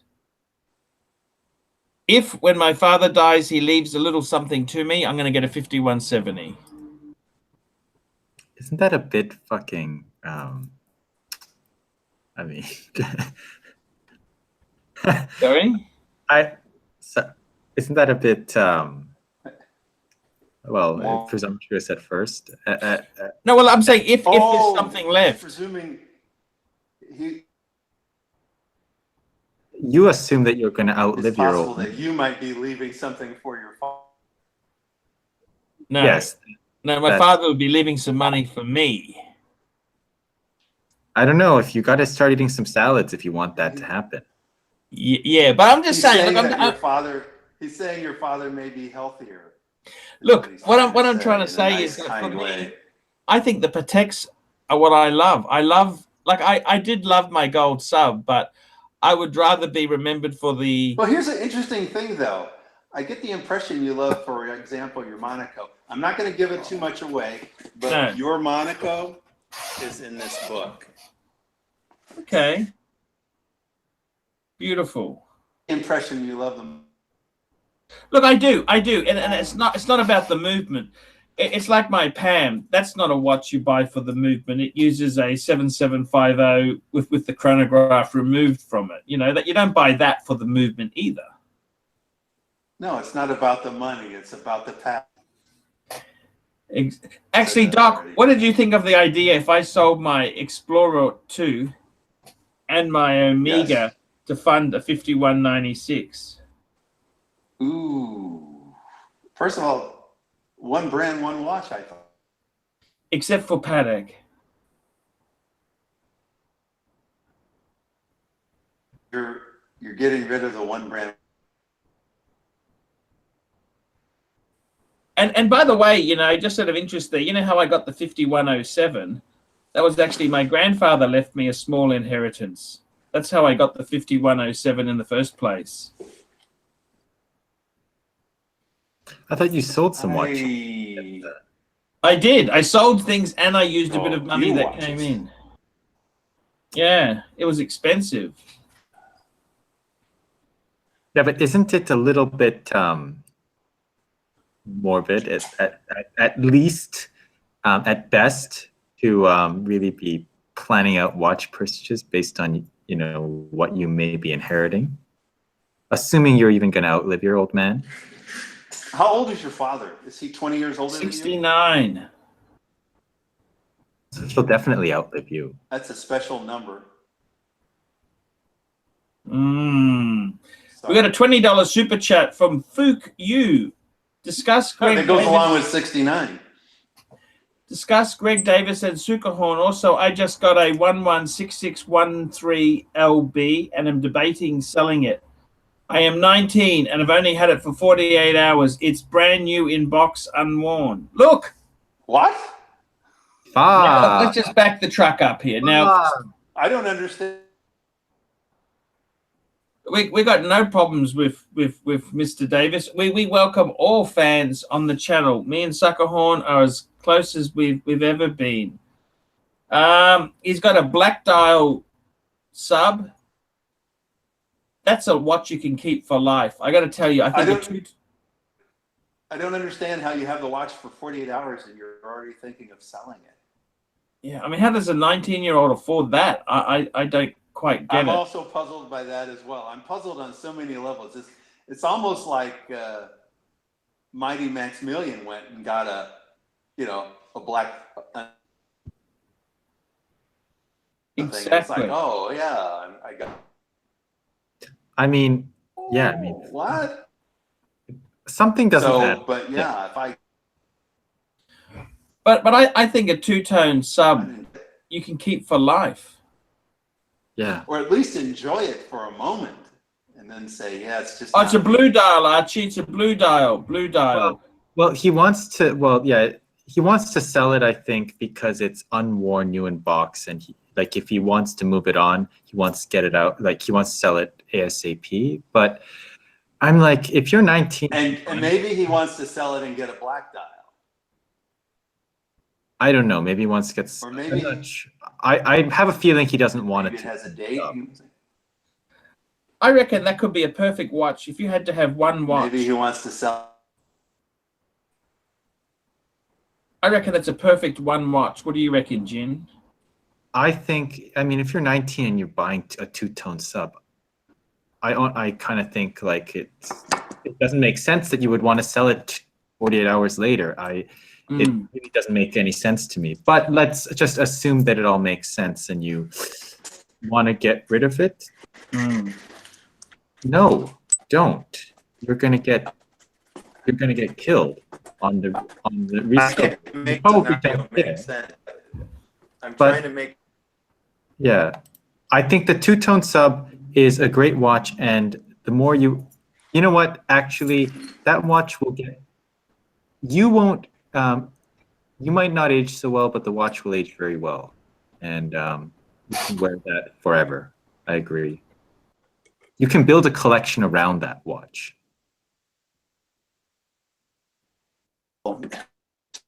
First watch.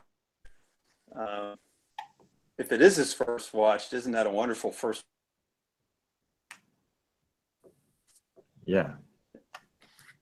And if Fuck, it I wouldn't mind having God, a two-tone sub as my first watch. He's 18, 19 years old. That's his what? And it's not just any two-tone sub. It's a brand new 6-digit two-tone. It's a fucking bluesy. Ceramic bluesy.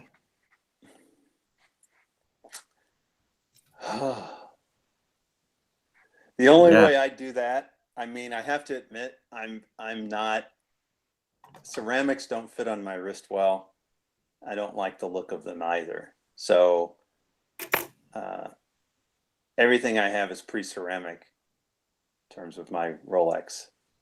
I prefer the pre-ceramic look, especially of the bluesy. Okay, right. $10. Fuck you. I wonder if he's just trying to troll us with that name. He just likes it when you say that. You should say F you. Okay. So I have offers for more than I paid for it, is why I want to sell it. I'm leaning towards keeping it now. It's also my first watch. 51965. Wow. It is his first watch. I mean, if you can get another one for the same price that you paid for it, then sell it and buy another one. Why not? Whoa. It depends on if it was a gift. Yeah. I'm assuming it's 19 years old. He said he might have been a gift. He said he paid for it. Well, I guess I would, like, if somebody gave you money because, you know, you just graduated, they give you a big wad of money and say, go, and you get a, you know, two-tone Rolex. Sorry about that, guys. I just drinking 4 beers on the show here. My bladder, Jesus Christ. Well, we don't enforce the diabetes rule like we probably should. The Fook You, I have offered. Have you read that by any chance? We did, but we mispronounced his name. It's actually Fook You. See, it's Fook You. Oh, sorry, I don't speak whatever language that name is in.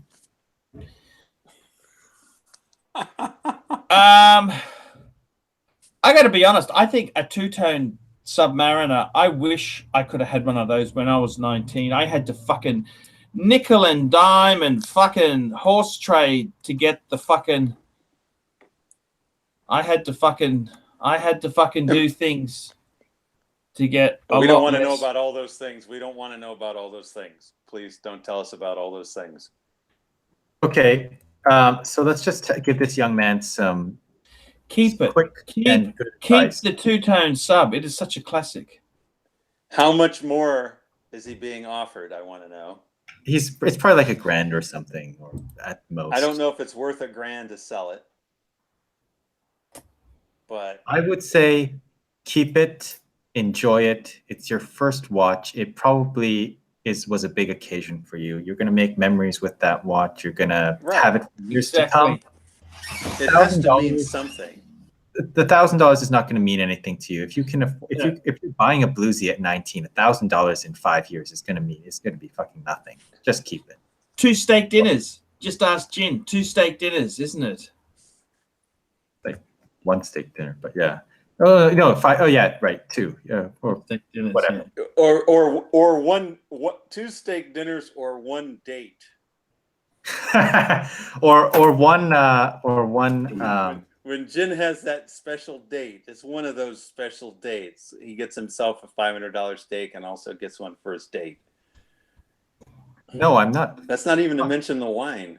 I'm not going on a date with ArchieLuxury. I don't need to buy that much food. Doc, can I just say one thing quickly to you? Very quickly. Sorry. Okay. Sorry. Actually, let's just answer this guy's question. Guys, this guy here, Fuku, I think we answered it sort of, but you got to keep you it, didn't give your man. That watch is a life keeper. A life keeper. That's what we all said. We sort of all agreed that, my God, you know, you kind of have to keep it unless there's something else going on. You're desperate for cash. I don't know how a 19-year-old gets one of those. I can tell you now, that is fucking the different world we live in. That's why I wonder if there's something else going on, and he might absolutely need the money for some other reason. No. I mean, how many things would a 19-year-old need money for? And plus, if somebody people may have offered him more than $1,000 more than he paid for it. But that doesn't mean they're willing to follow through. Exactly. Yeah, like when you have shit, like people will offer you money, like people will just say shit until they show you cold hard cash and put it in your hand. That's it absolutely right. Anything. I had a 65 Mustang and people used to come up talking trash like that. It's like, show me the money. Yeah. That's the one that you lent to your dickhead cousin, wasn't it? Oh. Nephew. Yeah. Yeah. That was stupidity. Do you happen to also lend him your Daytona? No.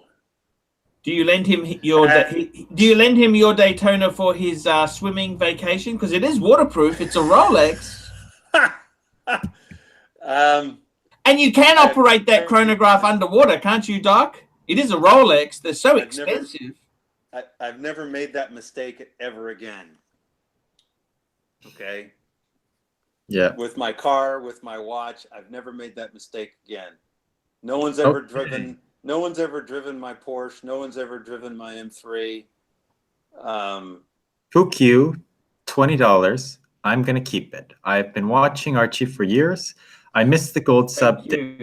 Nothing going on. It's just an extra $1,000. My good friend has offered and showed cash. I guess he can keep the cash now. Haha. Yes, you can. And if he's a good friend, you should, and he's interested in watches, you should tell him about the ArchieLuxury channel, where we have a new show called Live with Tan and JIN. We hear it's going to have a lot. It's going to be something worth watching. Speaking of which, where is Tan? He came on earlier, but he had to go to a family event. Oh, that's right. Because the cat came out of the bag. He's married. Yes, and he has he's attempting to live a normal life while being on the ArchieLuxury channel. Unlike me, who's just sort of like not even going to pretend. Doc, how's my volume, by the way? Doc, your volume is good. Doc, I want to tell you the only problem I have is I say to myself, I would love to sell off 2 pieces. Okay, let's get rid of the Explorer 2 because it's easy to sell, and also my Speedy because I've already got other chronographs. But then I say to myself, does that mean I prefer my Monaco to the Rolex? That's what makes me stop in the tracks.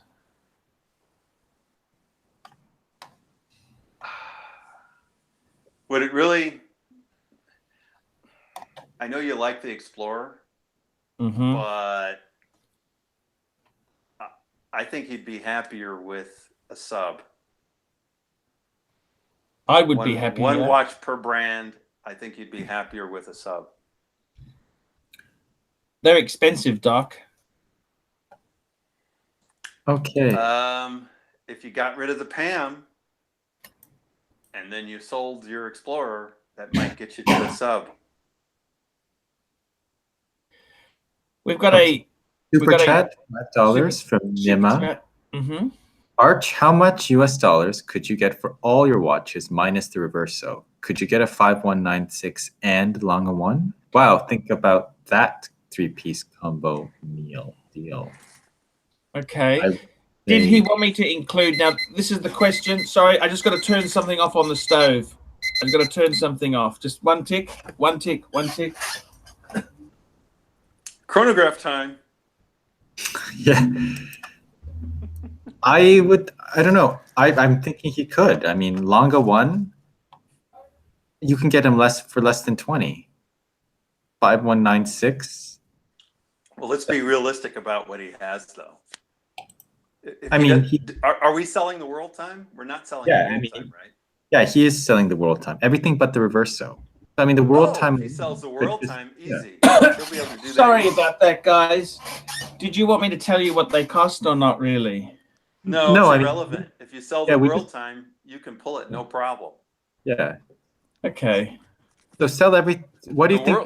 The world time really frees you up. If you sold that, you'd be able to do so many things. Yeah.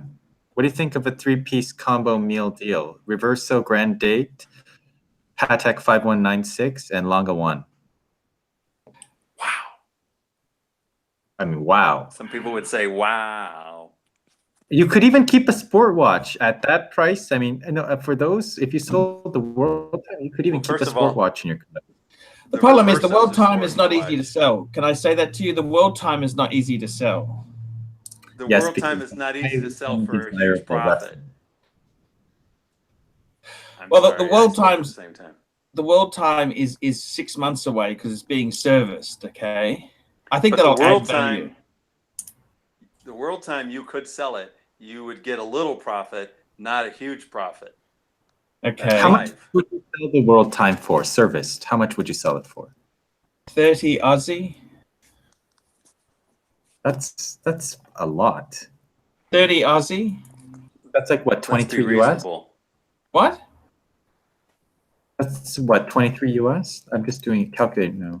Oh, that's 23 US? That's a good price. Yeah, that's 23 US. That's after it's been with a new strap. I don't think if somebody was trying to buy one, they probably couldn't get it for less than 25, right?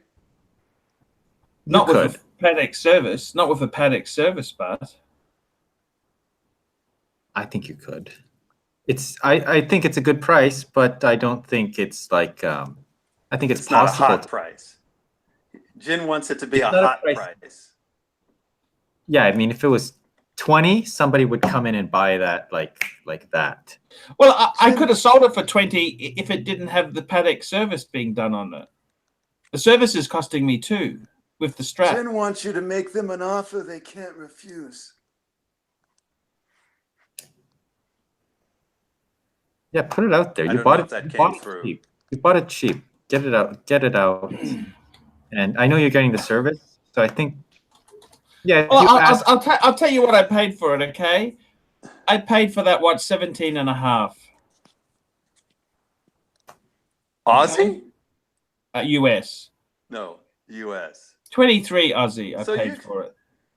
So you can sell it and make a little profit, and everybody's happy. Win-win. I don't know if I want to sell it, but Doc. Well, we already know you don't want to sell it. We're trying to convince you, and your viewers are trying to convince you that it would be good to consider. I mean, can you really hold on to a Grail, and then once you have the Grail, forever hold on to that Grail? A real Grail is a watch you don't actually have. I love the Daytona, but I wouldn't call it a Grail because I have it. I see. Got you. Well, tell me this: the PAM 24. Would you keep that or flick? Toss it. Sell it. Yeah. Tudor Black Bay Burgundy. Sell it. That's a nice watch, but yeah, I think selling it. But yeah, it's a nice watch. I agree. That's a nice watch. But see, if you sold the world time, you could get a very nice Patek to replace it. How about the Monaco? Get rid of it. See, we get to talk. I'll buy that from you. Give me the good price. The Explorer 2. I'll buy a second shitter from you. Yeah. Explorer 2. You sell the Explorer 2 so you can get yourself into a sub. No, keep it. You need a Rolex. You need a sport Rolex. Man on the Moon. Keep it. Come on. Okay. Keep the man trying to go to the moon. You got to keep that. Sell it. IWC. Sell it. Breitling. Sell it. Sell it. And the Brigster. No, keep the Breguet. That's. I would rather have the Type 20 over the Speedmaster. Sorry. I'd rather have the Speedmaster. Type 20 is not a sexy chronograph. It is just, I think I love the look of those. And they wear perfect too with their smaller size. You know, the funny thing is, if I got rid of the have you noticed, JIN? The IWC. But have you noticed, JIN, that Archie is a little bit bigger than us? That's true. So maybe the Speedmaster might be the one to keep, because he's so much bigger than us, you know. Well, maybe you should keep the IWC then, the big fat IWC. Yeah, maybe. Anyhow, I don't know, guys. I find it very hard to sell my watches because I got to be honest with you. It's so easy to buy and so hard to sell.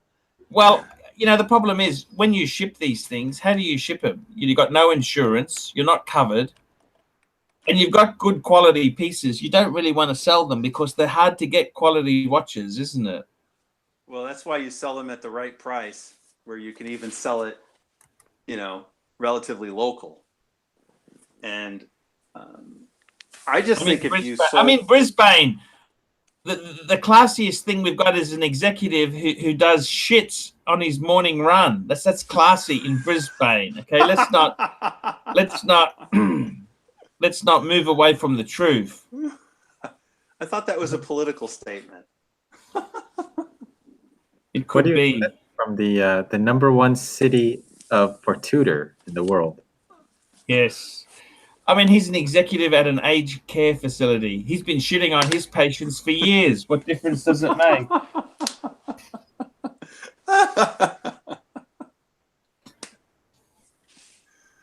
Oh my God. They had somebody in the United States, maybe they stole his stick, or maybe they stole his shit. There was a lady doing that. There was a lady in America doing that. There was also a man at a school. It was like a coach. He was doing it at the school every morning. The funny thing is, you know, he used to jog with toilet paper in case he needed to take a shit. Like they weren't just turds. They were turds with paper on them. That's making the wrong statement. Oh my God. Oh my God. You're right. It's not about needing to go to the toilet. It is a statement, isn't it?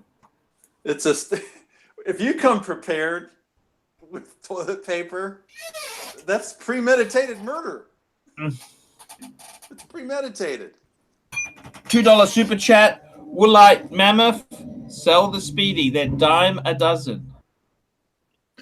That's why I suggested to do it. I am going to say that,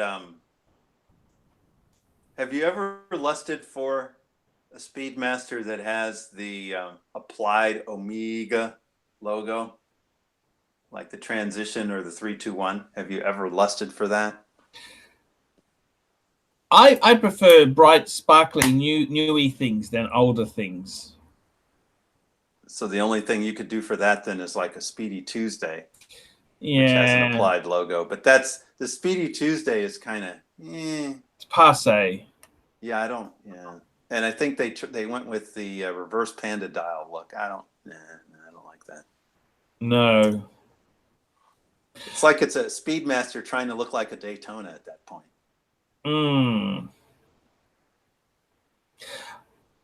I did find it interesting, Jin, that you think that the JLC should only be serviced by JLC. That's quite interesting. Well, I mean, your JLC is not just any JLC. Your Reverso is a very high-end movement. I mean, that thing cannot be, you know, the kind of, once you get into that level of horology, it has to go back to where it came from, in my opinion. I think a lot of watchmakers would look at that movement and just tell you, no, I can't service this. Yeah, I think you're right. He's saying, don't take any chances. Don't take any chances. an expensive watch. Do you use an independent JIN? I do have an independent watchmaker, but I only really send vintage stuff there. If I buy new, okay. service, and yeah, or I'll go and get it serviced at the from the brand. But vintage stuff, obviously, you know, if the brand's no longer around, or you know, if the parts are impossible to get, you know, you have to go to an independent.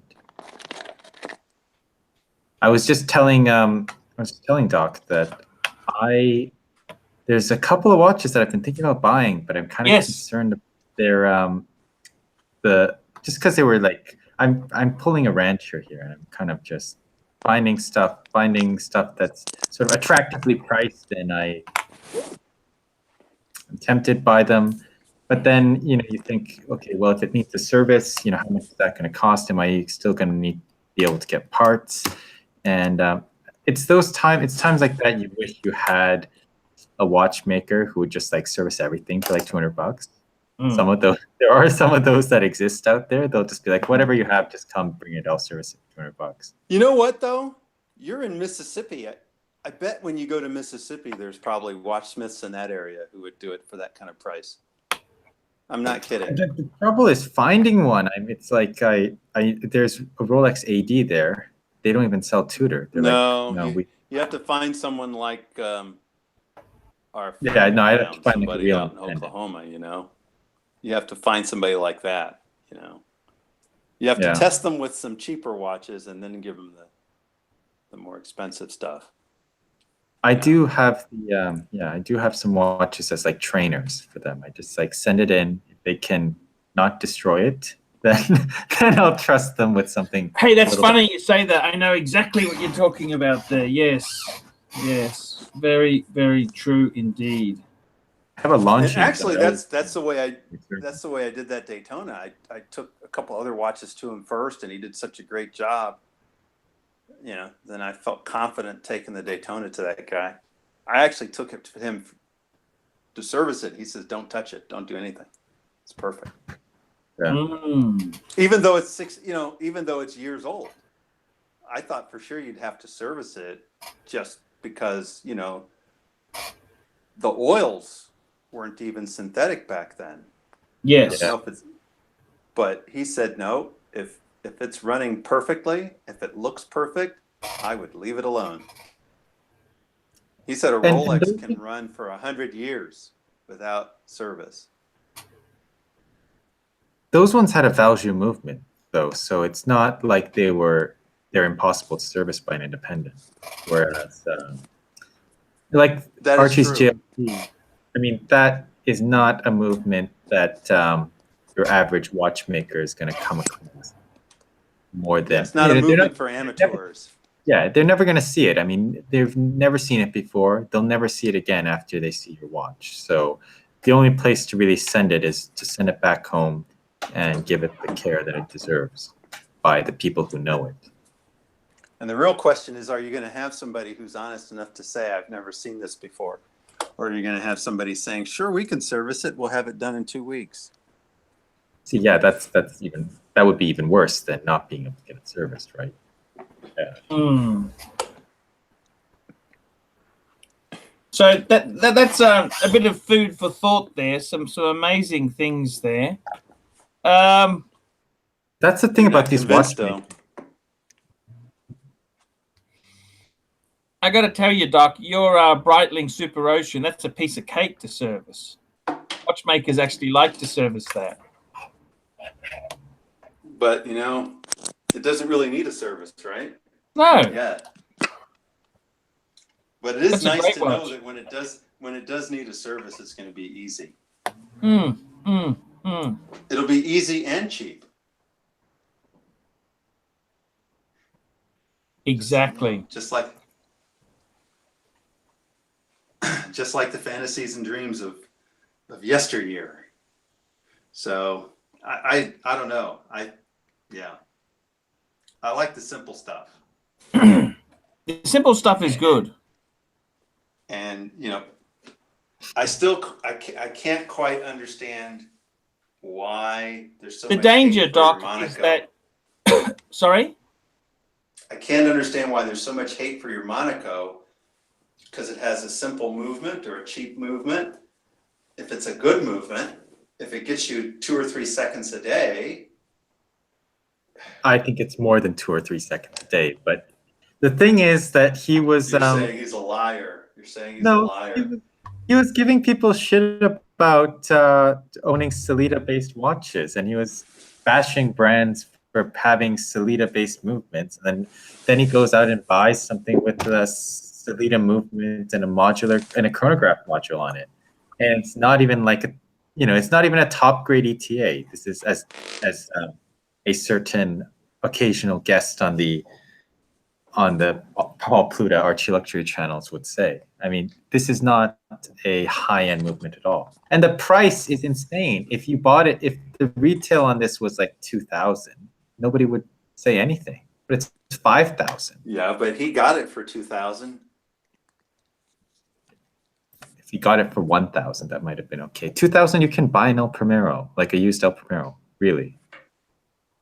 Yeah, but it's not going to have a square case, blue dial, with the crown on the other side, and that Steve McQueen allure to it. It's not going to have that. Yeah, but it'll be a good watch.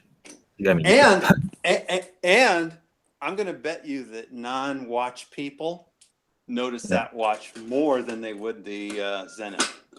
But how many of them know that it's from Le Mans? Le Mans is a movie that you watch when you're having trouble sleeping. I mean, this is a watch that bores the fuck out of you. I've tried watching that.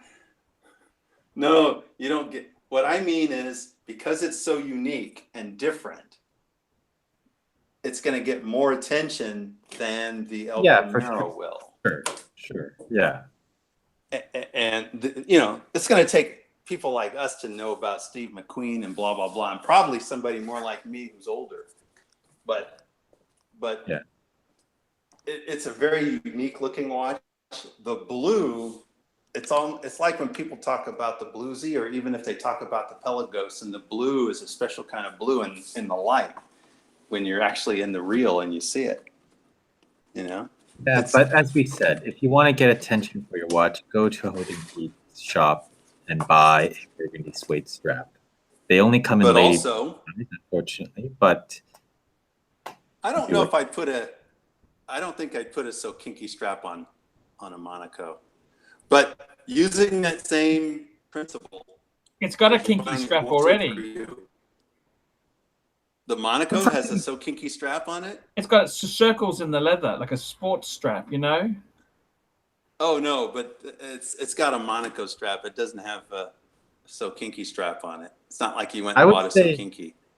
Put that fucker on a really, really frisky strap. Something like a yellow NATO or something crazy like that. Just that'll get if you want to get attention, that's what you got to do.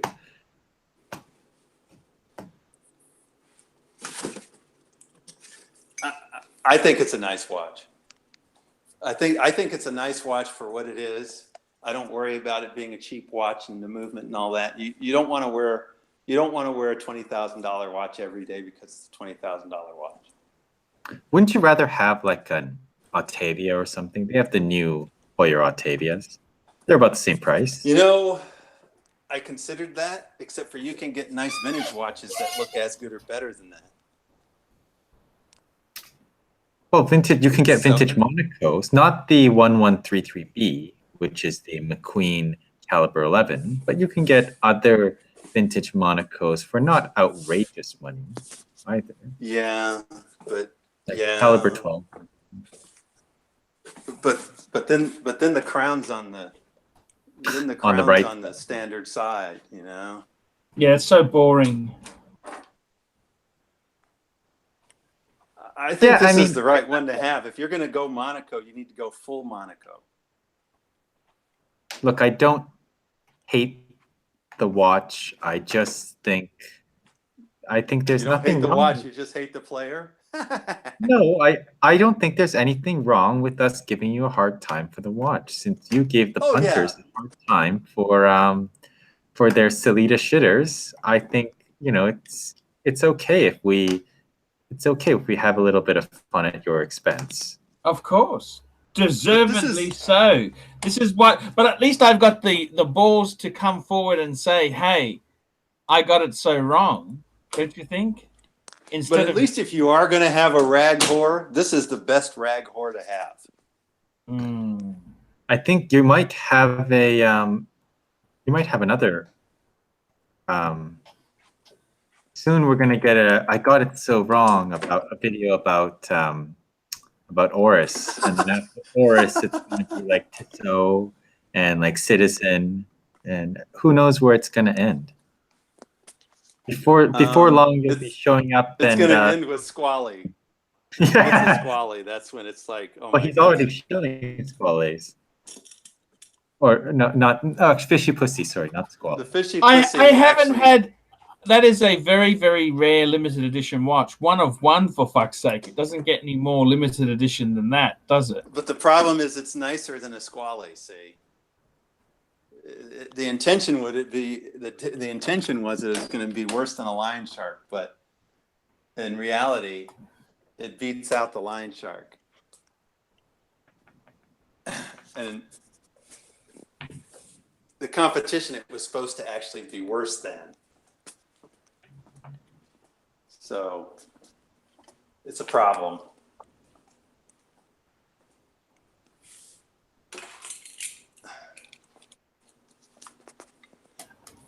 I see what you're saying. Would you ever consider getting the tag Hoyer Atavia, the remake of the original Hoyer Atavia? I mean, both of you, but would you? One watch per brand, unless Patek Philippe. Would you, if you didn't have the Monaco, would you consider getting that instead? I got to be honest with you. I would actually consider a Grand Carrera, a reissued Carrera. I kind of like the look of them, but I've never really liked the Ortavia or the Silverstone, for that matter. Really? I mean, never really liked it. It is them. interesting. It has the look of the reverse Panda dial Daytona, right?